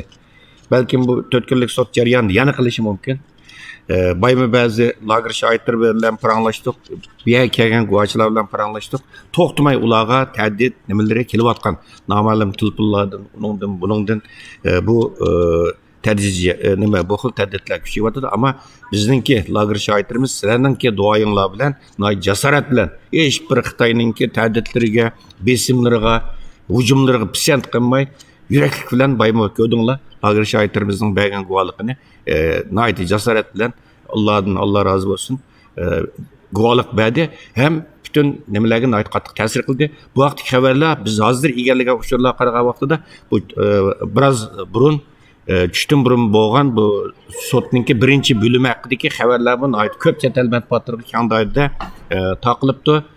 Bugun baydab o'tgandek bu yerda chet ellik muxbirlarimiz bek ko'p, haqiqatan nihoyat ko'p. Buningdan keyin BBC axborot organimi naq maydondan taqatdi, Erkin Osiyo radiosi naq maydondan taqatdi. Baxtiyor Ömer efendim riyosatchilik qilayotgan Uygur Adliya arxiv ambirimi Facebook'ni naq maydonda taqatdi va Dunyo Uygur qurultoyi to'g'ri televiziyasimi buni taqatdi. Hurmatli Abdulla Oyib efendim keling. Hurmatli televizor ko'ruvchilar, shu soat birozdan keyin boshlangangacha biz biroz aziz me'morlarimiz bilan biroz sizlarni zeriktirib qo'ymaslik uchun biroz suhbat qilaylik. Bu qatimqi sotqa qatnashish uchun, bevosita qatnashish uchun alohida bu Norvegiyadan yetib kelgan hammalar tunishdik. Asl tunishtirishning hojati yo'q. Bizningki burun turmalarda yotgan, bizningki fidokor, bizning tunilgan bizning adablarimizdan Abdulli Oyib efendim ataydan sotqa keldi va baydab o'tdim. Bugungi sotning tunji kunninki oxirgi guvohchisi bizningki Abdulli Oyib efendimninki guvohlik bilan bugungi tunji sot dinki birinchi sot oxirlashgan bo'ldi. Xo'sh, Abdulla efendim bay masalan bu sotchilar masalan bağlash hayiti nihoyat keskin savollarni o'tirib qo'ydi mening bilishimcha. Hamda qarindoshlarimiz ba'zi ko'pincha inglizcha bilmaydi, shu uyg'urcha taqityapmiz. Siz kuzatib o'tdingiz, inglizingizmi yaxshi? Sizga bergan tuyg'usi qanday bo'ldi bu? Qanday ketyapti masalan siz sot? Birinchisi bizning Qalbnur xonim nihoyat yaxshi so'zladi. Intayin pokitlik, talaffuz hamma jihatdan shunday yaxshi bayon berdi. Uning tarjimasi nihoyat esil chiqdi. Birinchi o'q Xitoyga nihoyat ajalli kerak yetildi. Bunda nihoyat faxrlandim, xursand bo'ldim. Ondan so'ralgan savollar shu deyilgan paketni texnik aniqlash, texnik konkretlashtirish rolini o'ynadi. Masalan men kishilarni masalan Ömerbek Ali'ning nimasida bir paket var. Biz aşağıda kishilarninki suv turmasiga qamalganligini bayqadik degan chaqda bu sotchi kim qayerda qachon bo'lgan degan savol so'radi. O'sha orqali paketlarning texnik aydan texnik ro'shan bo'lishiga bu sot rol o'ynadi hamda. Masalan siz deb o'tganingizdek haqiqatan men kuzatdim. Bu so'ralgan savollar odatdagi jurnalistlarning, muxbirlarningki lager shoirlarida so'ralgan savollardan farqli. Bu sot o'g'ini uchun nihoyat keskin, nihoyat tarafsiz bir shaklda zaten Sot Kollégiyesininki e'lon qilgan bayonotida Xitoyga dedim, sizlarni materiallar bo'lsa olib kelinglar, meshaga bizning gap bo'lsa biz sotga gap qilinglar dedi. Mana kamida bugun Xitoyni ko'mdik bu yerda. Keynimizdan g'ajab, vaqirab, chaqirib, sizlarga bu sot nimaga keldigan shohidlar guvohchilar ta'dil silib bugungacha hozirgacha buni davomlashtirib kelyapti. Masalan, shuncha besimga qaramay Xitoyning shuncha hujum ham Xitoy kuchli bir davlat. Bundaq bir besimga qaramasdan bu sot muvaffaqiyatli bir ichildi endi. Buning siz qanday bavarsiz masalan sot muvaffaqiyatli ichildi. Lager shohidlarimizning hech qaysi yenivamidi masalan va'da berganlarning hammasi keldi. Sizmi keldingiz bu yerda? Sizmi balkim o'xshamagan darajada nimaga ta'didlar, hujumlarga uchragan bo'lishingiz mumkin. Torbatlaringiz, telefonlaringiz masalan. Buni qilyapti Xitoy endi. Siz buni qanday qaraysiz masalan? Bunun bizning kelgan lager shohidlarning hammasi masalan Umar Bekali, o bizning Qalbinur xonim, guvohlik bermoqchi bo'lgan bizning Uygur Sot Kollégiyesining hammasi shu hayotni boshdan kechirgan. Bu yerda balkim mayli sotdagi anglovchilarga bo'lsin, mayli sotchilarga bo'lsin, bu bir vaqalik sirtda yuz berayotgan vaqalik. Ularga nisbatan bu bir kechmish, bu bir hikoya. Lekin bizning guvohchilarga nisbatan o'zining hayoti ham o'ziga o'xshash millionlagan kishilarning hayoti. Biz bu yerda so'zlanayotgani hargizmi xalqlar o'tirib xiyol qiladigan narsa emas. Shu amaliyotda bo'layotgan ishlar. Ondan bizning bu yerga chiqib hayot chiqarganlar milyonlar ichidan qutulib chiqargan intayin osonli kishilar. Endi u chog'dagi hayot, masalan bu bizning lager shohidlarimiz chiqqandagi hayot bilan hozirgi hayot osmon zamin farqildi. U chog'da ularningki 1 yildan 7 oydan keyin chiqqanlar u hayot salomat qaytib chiqqan. Lekin shu yetayotganlar hozir allaqachon ba'zilari 6 yilda boshdan kechirdi. Shunga osh qiyin sharoitda shu kishilarning hayot qilishi qilmasligi hozirgi mening eng ko'ngil bo'lgan masalam shu. To'g'ri biz mushunchular masalan deyli yenib chiqqan shogirdlar va ular sog' salomat xalqaro jamiyatga xizmat qiladi. Lekin ashada millionlagan kishilar u fursatdan mahrum bo'lib, ikkinchisi ashlarning hayotmi emasmi? Biz ashladimi bexabar. Ya'ni million deganimiz mayli 3 million deyli, necha million deb olsak u son. Lekin o sonning ichida qanchalik inson hayot, qanchalik inson hayotni allaqachon hayoti oxirlashi uni bilmaymiz. Shu bu yerda bo'layotgan narsa zulm emas, bo'lgan narsa o'lim. Shu bizning qiladigan ishimiz zulmni to'xtatish emas, o'layotganlarning bu o'limni to'xtatish, ya'ni bu halokatni to'xtatish. Bu bir halokat emas. Haqiqatan men masalan sizin paranglashgan sizin chiqqan yerda bu lager shohidlari bilan 4 nafar masalan Umar Bekali, Uygur Sot bu bizningki Gulbar Jillova, Qalbinur Sidiqlar bilan paranglashdik. Hammasida bir kasallik alomati bor ekan. Masalan, salomatligida ba'zi tuberkuloz bo'libdi. Hammasi dori ichyapti masalanda, hammasi dori ichyapti necha kundan yo'q. Tega bular Xitoylar bevosita telefon qilib ta'dil solgan lager shohidlar mushlarga. Sotqa borma, agar boradigan bo'lsang, sen nerda bo'lsang, seni yondirib ketamiz deb bir lager shohidi ismini oshkorlamay, Xitoy bexatarlik organlari telefon qilib ta'dil solganda, shuni qaramay bular men tunogin yog'in kuzam yosh kelib ketdi. Hammasi og'riqsanki. Mush turmining sababidan. Hammasi dori ichib o'tibdi, hammasi shundan turib ketdi. Alloh haqiqatan rozi bo'lsin. Xo'sh, oxirida Abdulla Oyib apandim. Bu hamda Xitoy hukumatı 49-yildan tortib vatanimizni bosgandan tortib hozirgacha xalqimizni so'roq qilyapti. Xalqimizni sotlayapti. Xalqimizni qarlayapti. Shu 49ni hozirgacha tunji qatim xalqimiz Xitoyni qarlab, Xitoyning ustidan arsonish imkoniyatiga protsiga yeyapti. Endi bu tunji qatim xalqaro bir mustaqil sot Xitoyni javobgarlik tortib, mayli nima bo'lishidan qat'iy nazar shakldagi bu sot ne? Siz bu sotning ahamiyatiga qanday bavrsiz? Masalan, siz bir Uyg'ur ziyolisi bo'lsiz. Birinchisi bu sotqa kelgan axborot organlarining aytib chiqishi solning atrofida bütün axborotchilar bilan qo'shilgan. Buning birinchi ahamiyati bizning bo'layotgan dardimiz dunyoga jakolaydi. Masalan, men atgan yoz 5-6 axborot organlari bilan ko'rishib, shu muloqot berdim. Bu birisi. Ikkinchisi bu mush vaqtcha 5 parlament Uyg'urlarga bo'layotgan zulmni, irqiy qirg'inchilik va insoniyatga qarshi jinoyat deb bekitdi. Tek 6-ncisi vücudga kelmedi. Belki şu sotning amaliy ahvoli şu hozirgacha harakatga o'tmagan davlat va parlamentlarni harakatga o'tkazishi mumkin. 3-nchisi shu vaqtcha Uyg'urlar davomli nimada turib keldik qilib sotlang'uchi va ziyonkashlik qilinuvchi holat turib keldik. Shu vaqtcha biz bir sot jarayonida Xitoyga o'zimizning paketlarini ta'minlab bu yerda bir bizga shu vaqtda bir adolatli bir fursat berilmagan. Biz davomli besim ostida iqro qilishga majburdik, lekin o'zimizning fikrini bilishga ojizdik. Bu qaytdan bu xalqaro sud bizga shu dardimizni so'zlash, haqiqatni oshkorlash fursati berdi. Hozir Uyg'urlarning bu tadqiqot qilinganida 87% mujorat Uyg'urlarning psixik o'xshamagan darajada psixik kasallikka girib bo'lgan.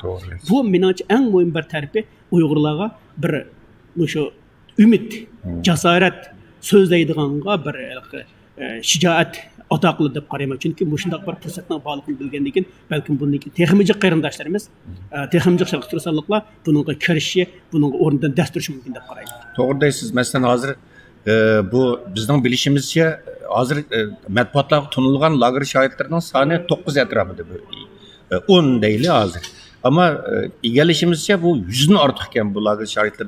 Chet ellarga lagerlardan qutulib, lagerlarda yetib chiqqanlarda hamda. Ama jasorat qilamagan ko'pincha bu 10 kishi jasorat qilib chiqqan hozir sharoitimizda. Masalan, nurg'un odamlarningki balkim 5 ming, 10 ming bo'lishi kerak.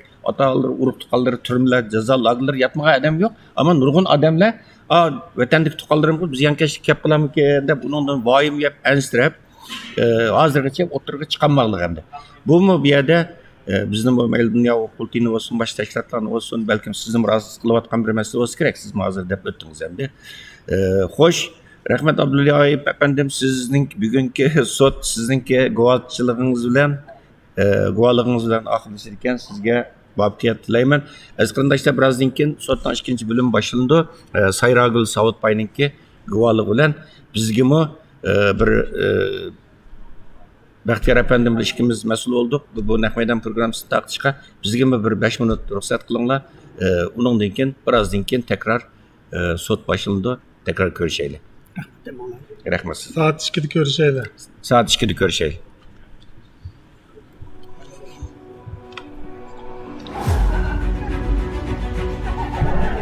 Sonra bakına badımda.